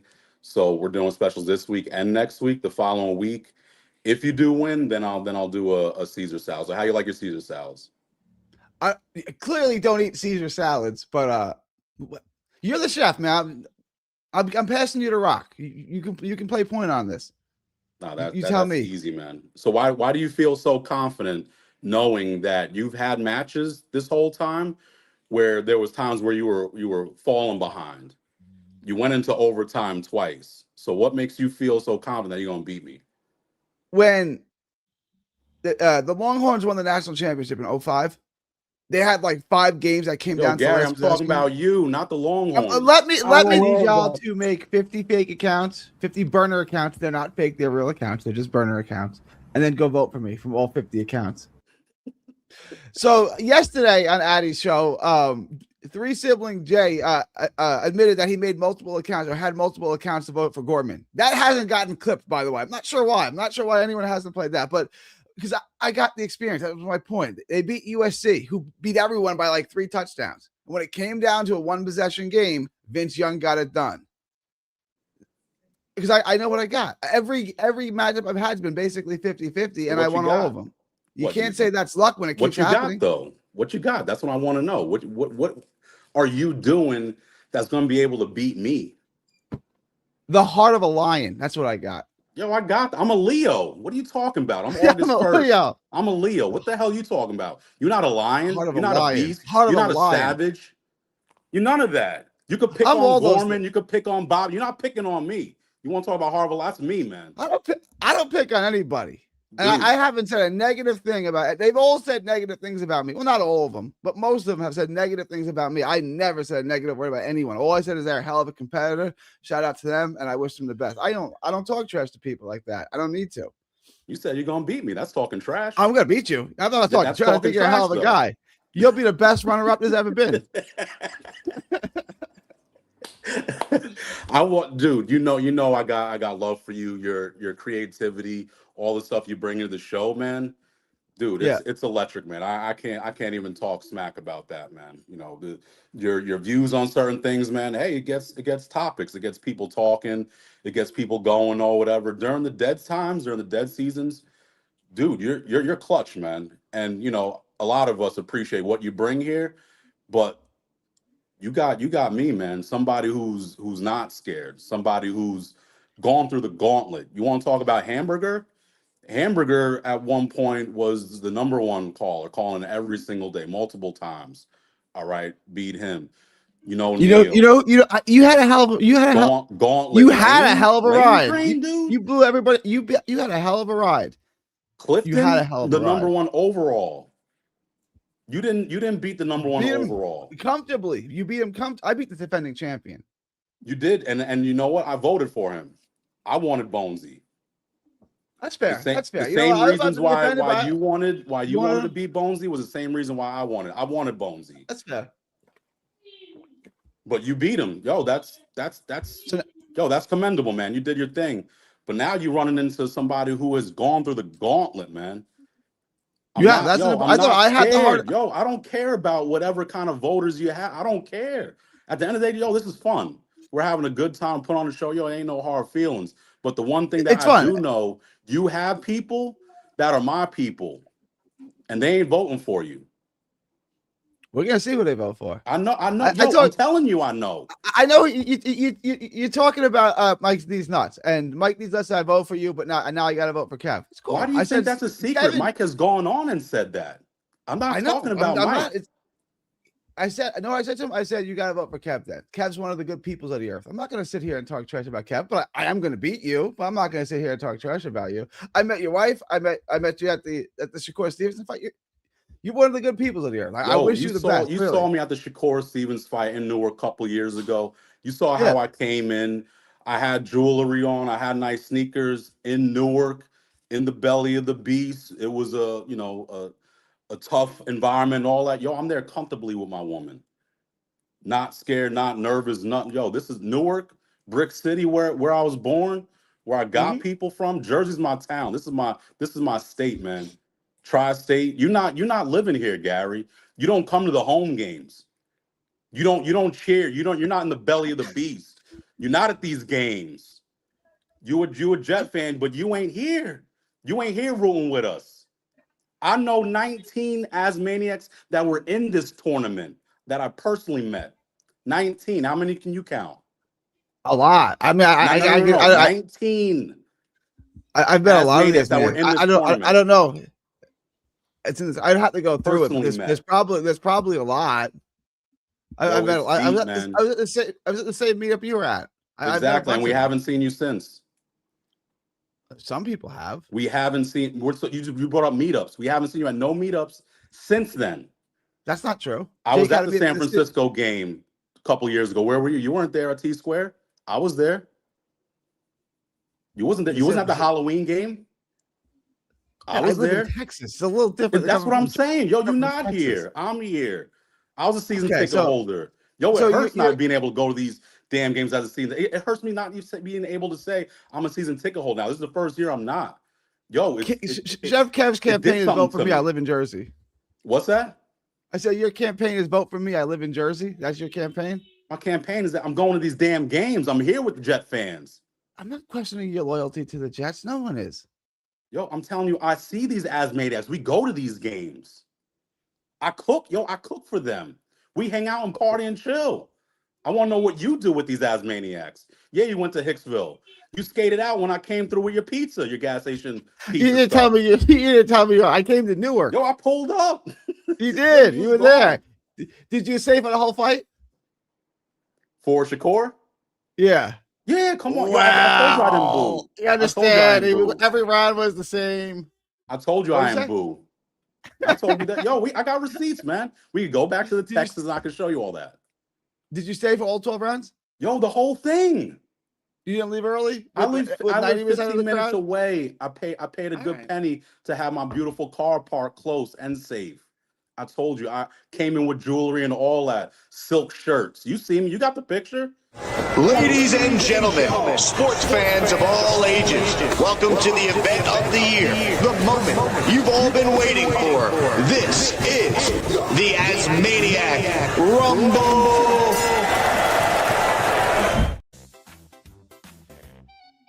What up, Dave? Hi, Gary. Howdy, sir. Yeah, since you guys mentioned me on a little bit earlier, yeah, I probably am going to be the one that would be most disappointed if you win. My basis is I am now voting on who I think would be the best representative of the Asmaniac. Yeah, but you weren't going to vote for me anyway, so it's irrelevant, right? It's like going down into a Baptist church in South Carolina or Mississippi and asking why they're not voting for the Democrats. Like you're not voting for me. We already know that. Like this is obvious, right? So like, what's your point? So what's your point? You called in to talk to me. I just said who's the most unhappy. Well, you had mentioned the Jake, and then you said David T. Who's the biggest hater? I think you are. Not, and that's why I'm calling in. I absolutely like you, Gary. I absolutely do not hate you. It's just your viewpoints, and when it comes to Asmaniac's representation and life in general and Jets football, I just vote for the person I think will represent more. But no, Gary, I like you. I do not hate you. All right. Well, your comment in the chat usually represent the contrary. I'll leave it at that. Asmaniac Madness is underway. Make sure you make multiple accounts and vote 50 times for Gary 3D Boxing. 1 minute. Yo, you gotta focus, man. You gotta focus, man. You talking about you in the chat? Yo, we ain't never seen you in the chat. Don't talk about being in the chat, Gary. You're not in the chat. You're trying anything. You gotta come part of that. That's not gonna get underneath my skin. That's not gonna work. But listen, Gary. You're not in the chats. Nobody sees you in the chats. Bill M, Stack, Frank P, all the dogs, everybody in there, M. Villette, Mike D's. Yo, we all in there. None of us see your name pop up. The start of the shows, we don't see you in the chat. Chat call me out. Committee call me out. Am I lying? Gary ain't there. Asman, yo, we in the chats, man. You just watching. What, are you scared of us or something? Why are you not in the chat? Why don't you talk? I can't hear you, so just go ahead, my man. Yeah, I'm on the show every day. I'm in the show almost every day. Good I'm job. afraid. I actually call in and put my face to it. Just so you know, I ain't hear you. But what I do know is that you're not in the chats, man. Will Chef cook in 3D? Can the boxer knock out the cook?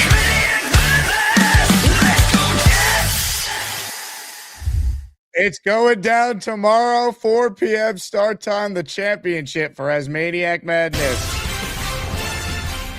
It's all happening, and I can't wait to see who will emerge as the 2026 Asmaniac Madness champion.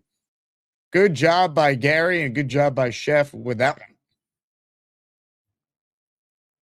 Love it. We in the chats from Chef Kevin. Spencer Green, I put your super chat up when Gary was on. I also got you down in the raffle for 2. All right, home stretch of our show here. Let's say hello to the Rooster who's on the line. Hello, Rooster.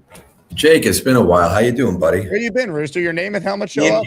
Yeah, I had a problem with the camera at home, so I got that fixed now. But I want to say one quick word about this incredible final matchup.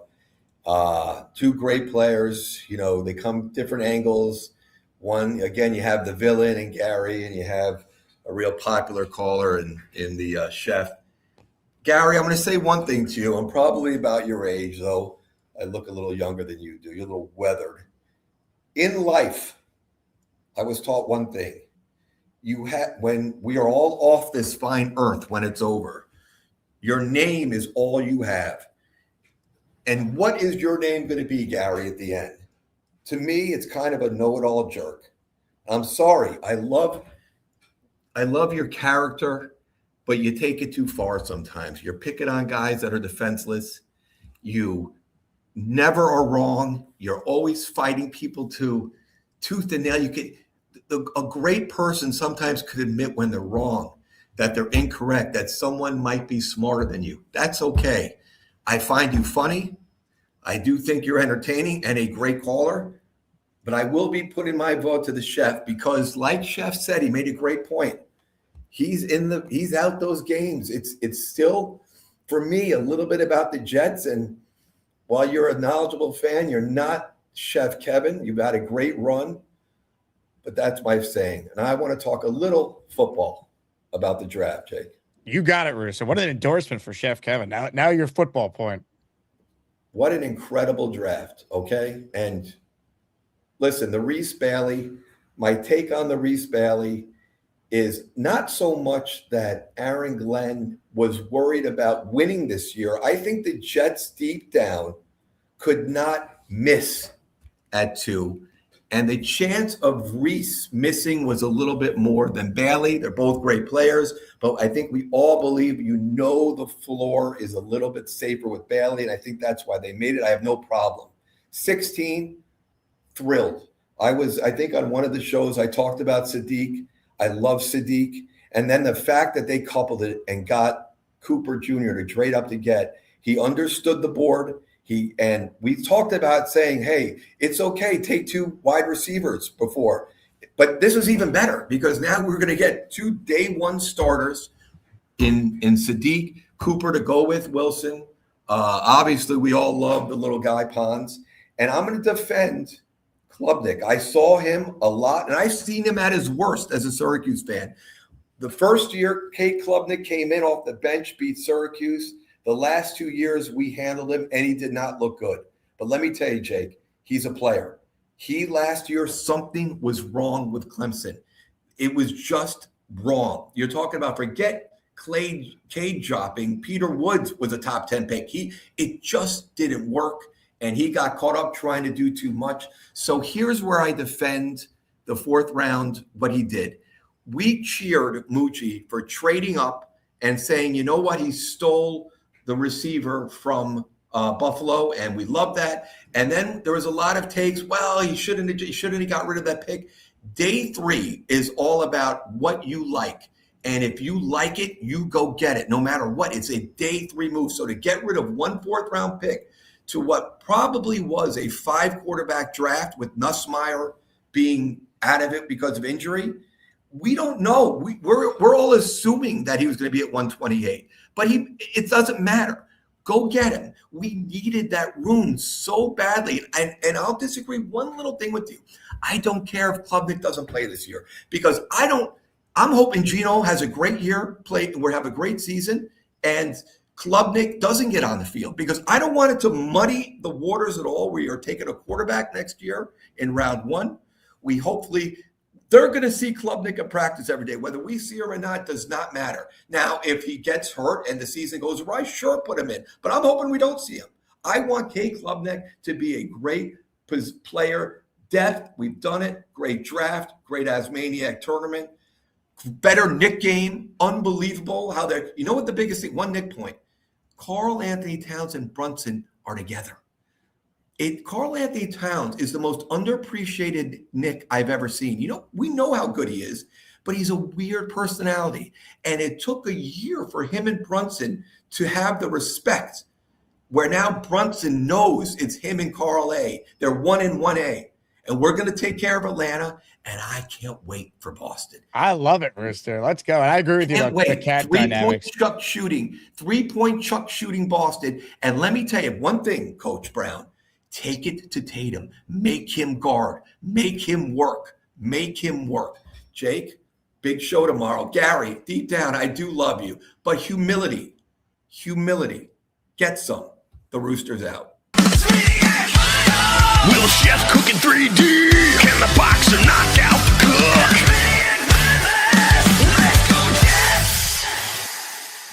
I want a call from Rooster about the passion. I agree with him on his Knicks take, by the way. You can see the dynamics with Brunson and Cat has been evolving a lot in this series alone.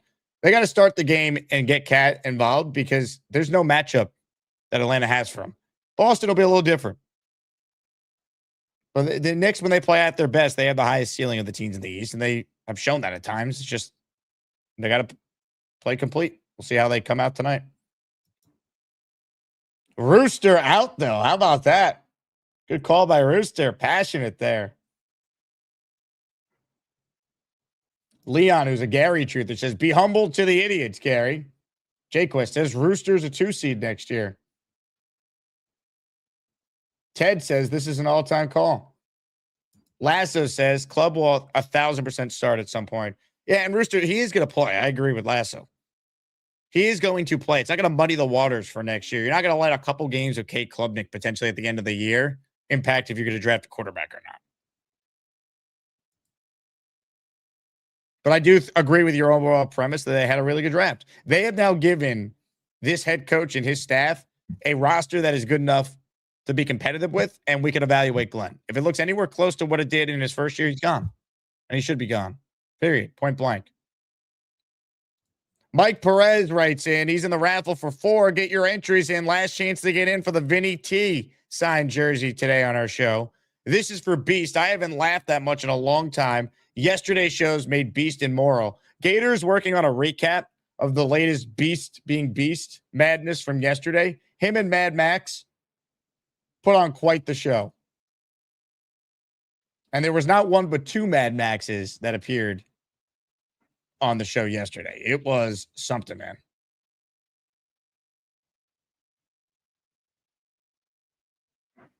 Unreal. G says with a super chat, Chef cooked Gary. We're going to find out tomorrow when the polls open. Ladies and gentlemen, Izzy is up next. Izzy, what's up? Hey, what's going on, Jake? What's up, Izzy? Same old stuff. Can you hear me well? I'm in like I hear Depot you right now, so okay, cool, perfect. Yeah, man, I'm still thinking about the last call I made when I was making that grilled chicken out back, and as soon as I stepped outside, I lost service. Well, so far so good in Home Depot. Cool, man, cool. I need a new tape measure. I left mine at a customer's house. But yeah, I thought it was funny, man. I was watching the draft, and as soon as they picked Bailey, the first person I thought about was Frankie V, man. I was trying to call in the other day. But that video of him super excited is very funny to me. Yep, I'm excited, man. I love that. I love that was on camera. Yeah, man. Exactly. I think Bailey's gonna be great, man. I really do. I wanted Reese, but I guess it makes sense the way they built the D line to pick somebody who can get 14 sacks a year. And I think he's like a dog for just wearing absolutely no gear at all. I played on the flag football league for like 2 years, and I played defensive lineman, and just a flag football league. I mean, it's pretty. It's three O-line and 3 D-line, and I was like an edge rusher. And not having any sleeves is crazy. That's like a lot of work, man. I mean, I was coming out with every game with like cuts and bruises. This guy's an old school type of player, man. Yeah, I like him, man. I think D'Angelo Pons is going to be great, and I think in about 2 years we're going to be very happy that he's the number 1 corner rather than Sauce. Like, I think Sauce's best years are behind him. I don't know. We'll see. I mean, the Colts traded 2 first-round picks, thinking that is not the case. I mean, I think he'll still be good. You know what I mean? But I think that I bought his rookie jersey, and I don't think he'll ever be that great again. Honestly, I think the league figured him out. But yeah, I just wanted to call back in and say what's up, man. I don't have much time during the days. You know, if maybe you do like weekend shows or Sunday shows or something after the games, I'll be able to call in more. But I just wanted to say what's up, man. See how y'all doing. Well, Izzy, I appreciate you calling in. Hold on. Spencer says you look like Minka Fitzpatrick. Has anyone ever told you that? No, but the first time I called in back, he doesn't like you be my uncle. Someone told me I look like Elijah Vera Tucker when I called in like a year ago. So it's always some light-skinned dude with, you know, some sort of goatee combo. But I see it a little bit. I'll take it, man. I'll take it. He probably got a lot of girls, dude. He might. I don't know. That's tough, man. That's tough. Who's your favorite player in the draft this year? My favorite pick was Cooper.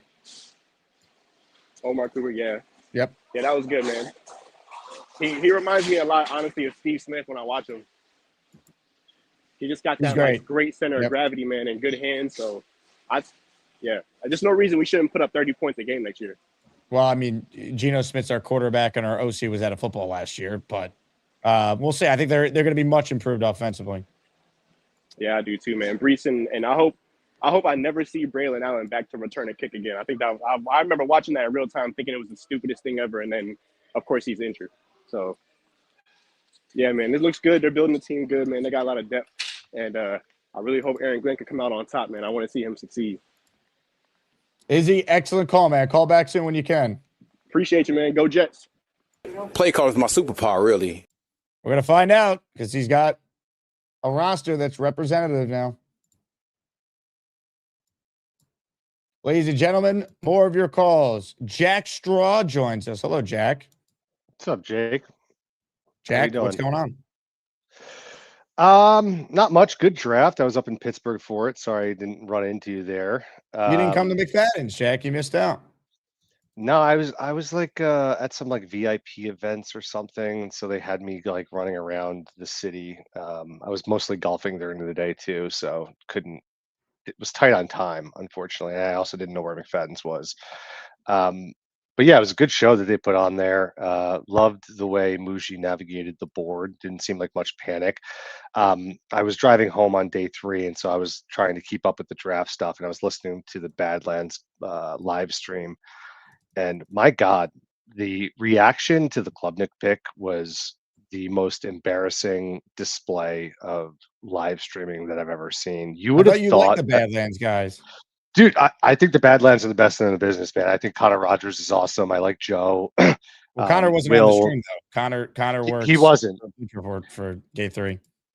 Yeah, he wasn't on the stream, but the guys that were on there, I mean, the reaction was like, exact quote was, fire both of them. This is, they have no idea what they're doing. I just think like whether you like the pick or not, and I get you can make the argument nitpicking, like should they have traded an asset? They got a 6th back, so it wasn't like they lost the number of draft picks.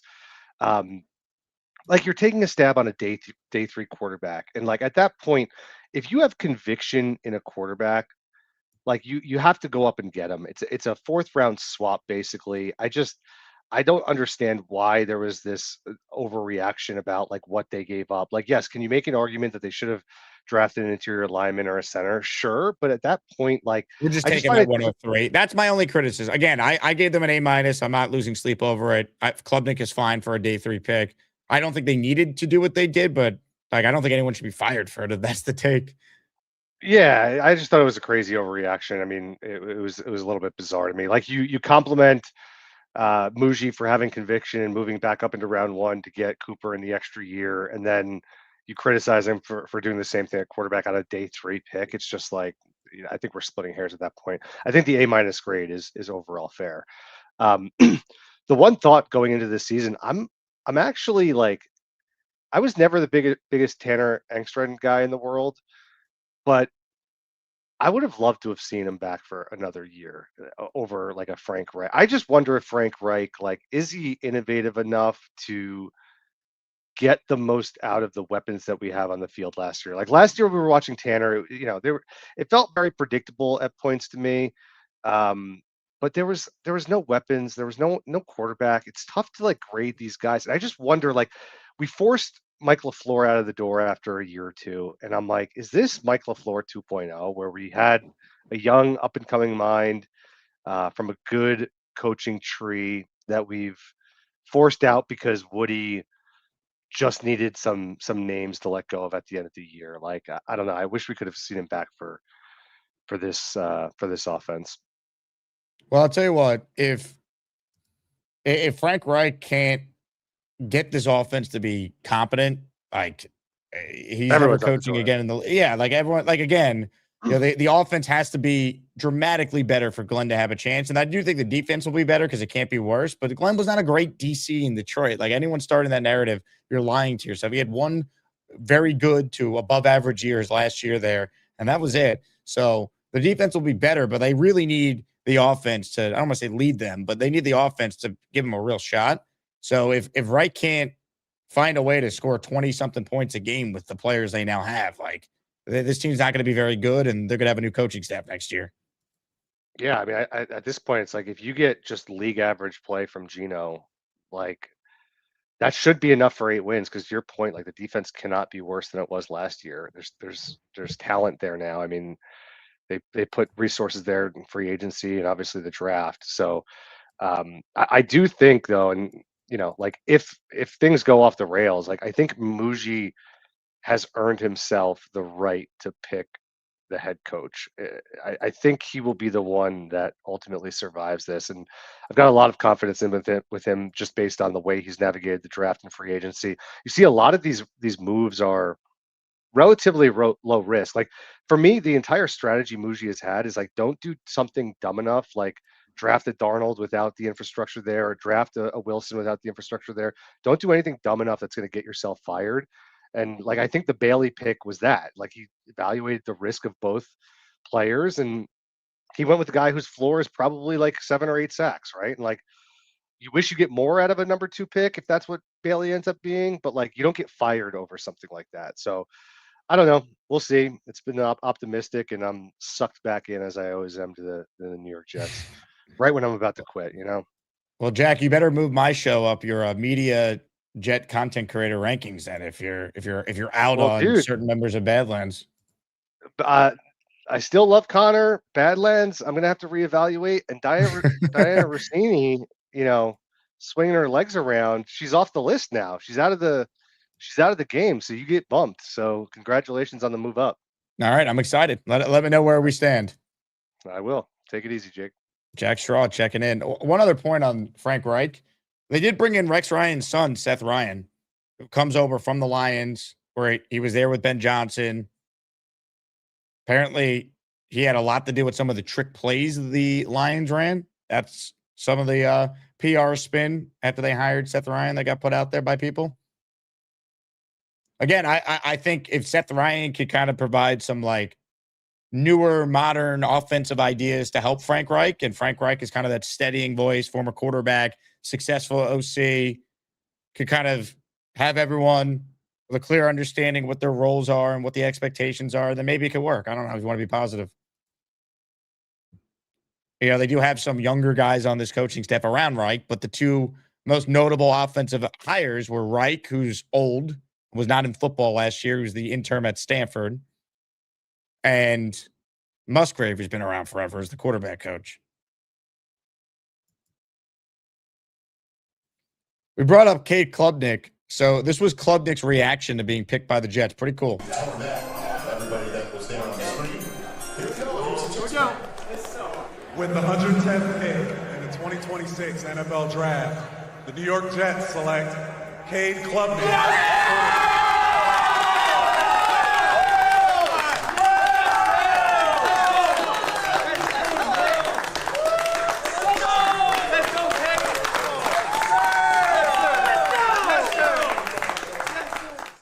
This new quarterback that I like from Clemson, great kid. He may have went to a shitty college, but I'll tell you what he did.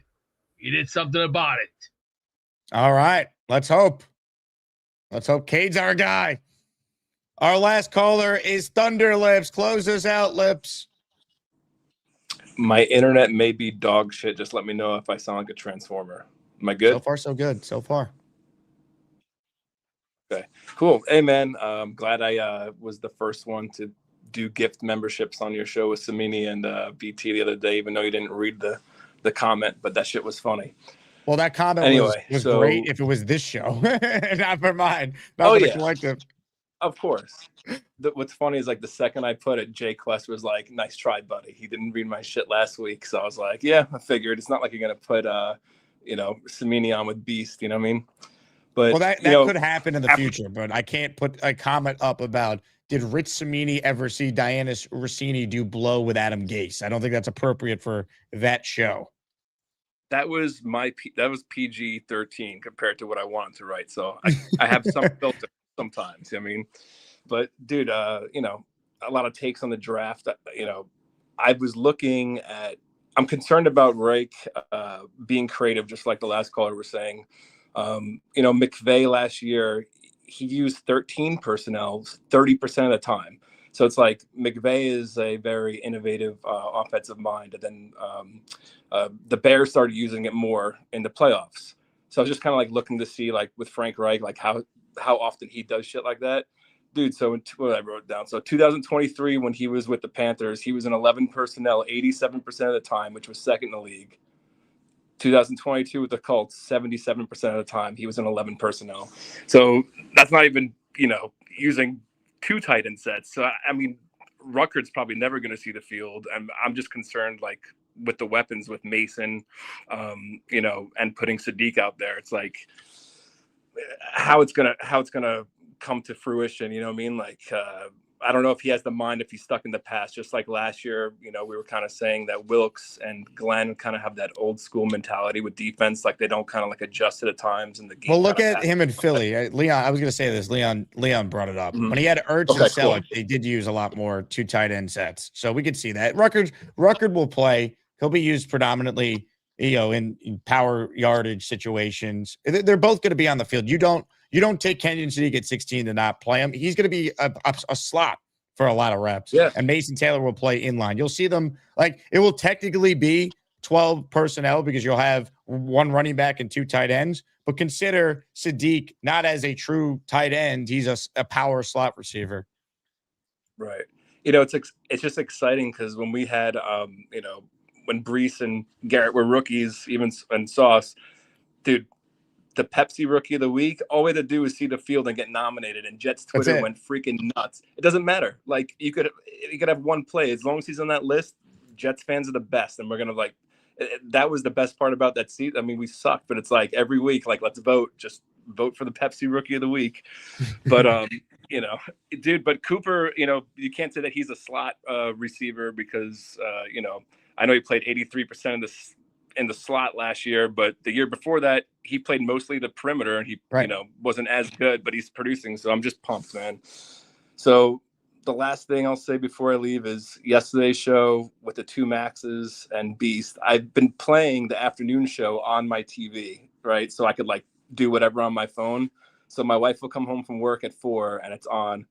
Man, yesterday she was like, what the hell? She's like, you realize what you're watching, right? She's like, this is so stupid. She's like, I can't believe you're, she literally gets mad and she hates Gary. So this morning, what's funny is she pretends like she's not paying attention. She's making the kids breakfast and shit. And she's like, so who ended up winning? And I was like, Gary. And she goes, well, I snuck in a vote for Charles. So actually going on and voting. But I'll end with this. Since I'm an actual practicing medical provider, I am now officially diagnosing Gary with homophobia. So anyone can call him that, and he can't say it's an official diagnosis that he hasn't been diagnosed.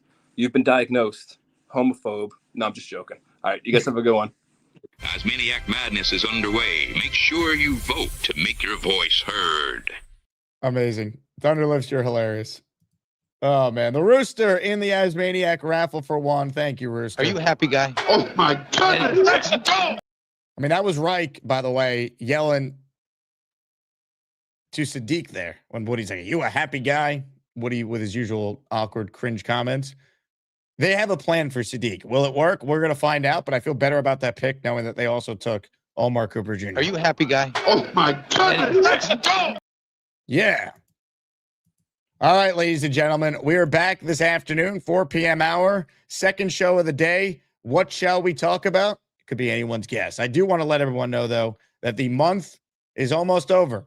So if you haven't joined my Patreon yet, now is the time. We need your support now more than ever as things slow down after the draft. How do we do the show year-round? Because of amazing Asmaniacs. You support us on all our platforms, including Patreon. Just $6 a month, and it gets you into our Discord, your name added to the intro, bonus shows that aren't released to the public. You're also going to get 25% off merch year-round with all that and more. So just click the link in the description, or I'll put it in the live chat right now. If you sign up for the year, you save 15% and you get 10 weekly raffle tickets automatically applied. Huge shout out to our recent Patreon subscribers, Edward Morales, Gang Greenblood, who signed up for the year, Ro Delgado, Joseph M., and Brandon Batts, all for their generosity. All right, we will talk to you guys in a few short hours. Let's go Knicks later, Jets, Jets, and get set for the Asmaniac Madness championship game, which is tomorrow at 4 p.m. Hit it. With the first pick in the 2026 Asmaniacs Final Four draft, the people choose Chef Kevin.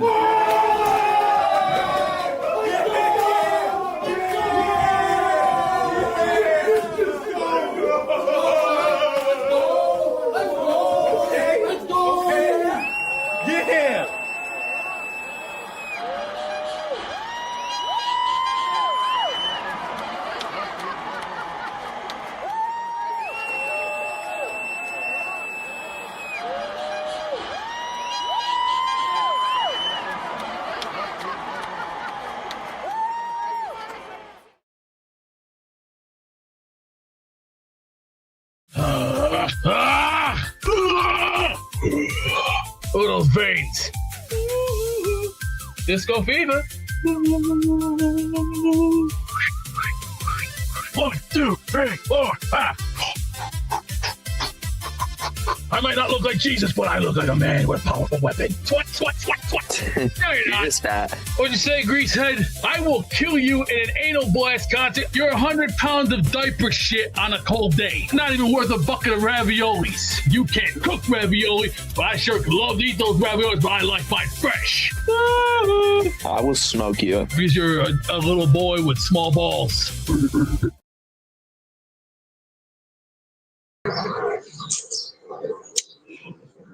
Well, ladies and gentlemen, that concludes our Jake Asman show.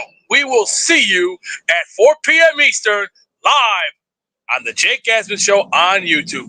Until then, have a great day, enjoy yourselves, and may Jesus love us, and may we respect the Lord as our Savior.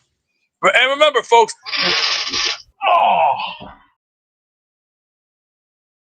Oh, hi. Jake wants me to ask you to click on the like button. That's right, Lane. And if they don't subscribe to the Jake Asman Show, this team may never win another game. Let's go, Jets.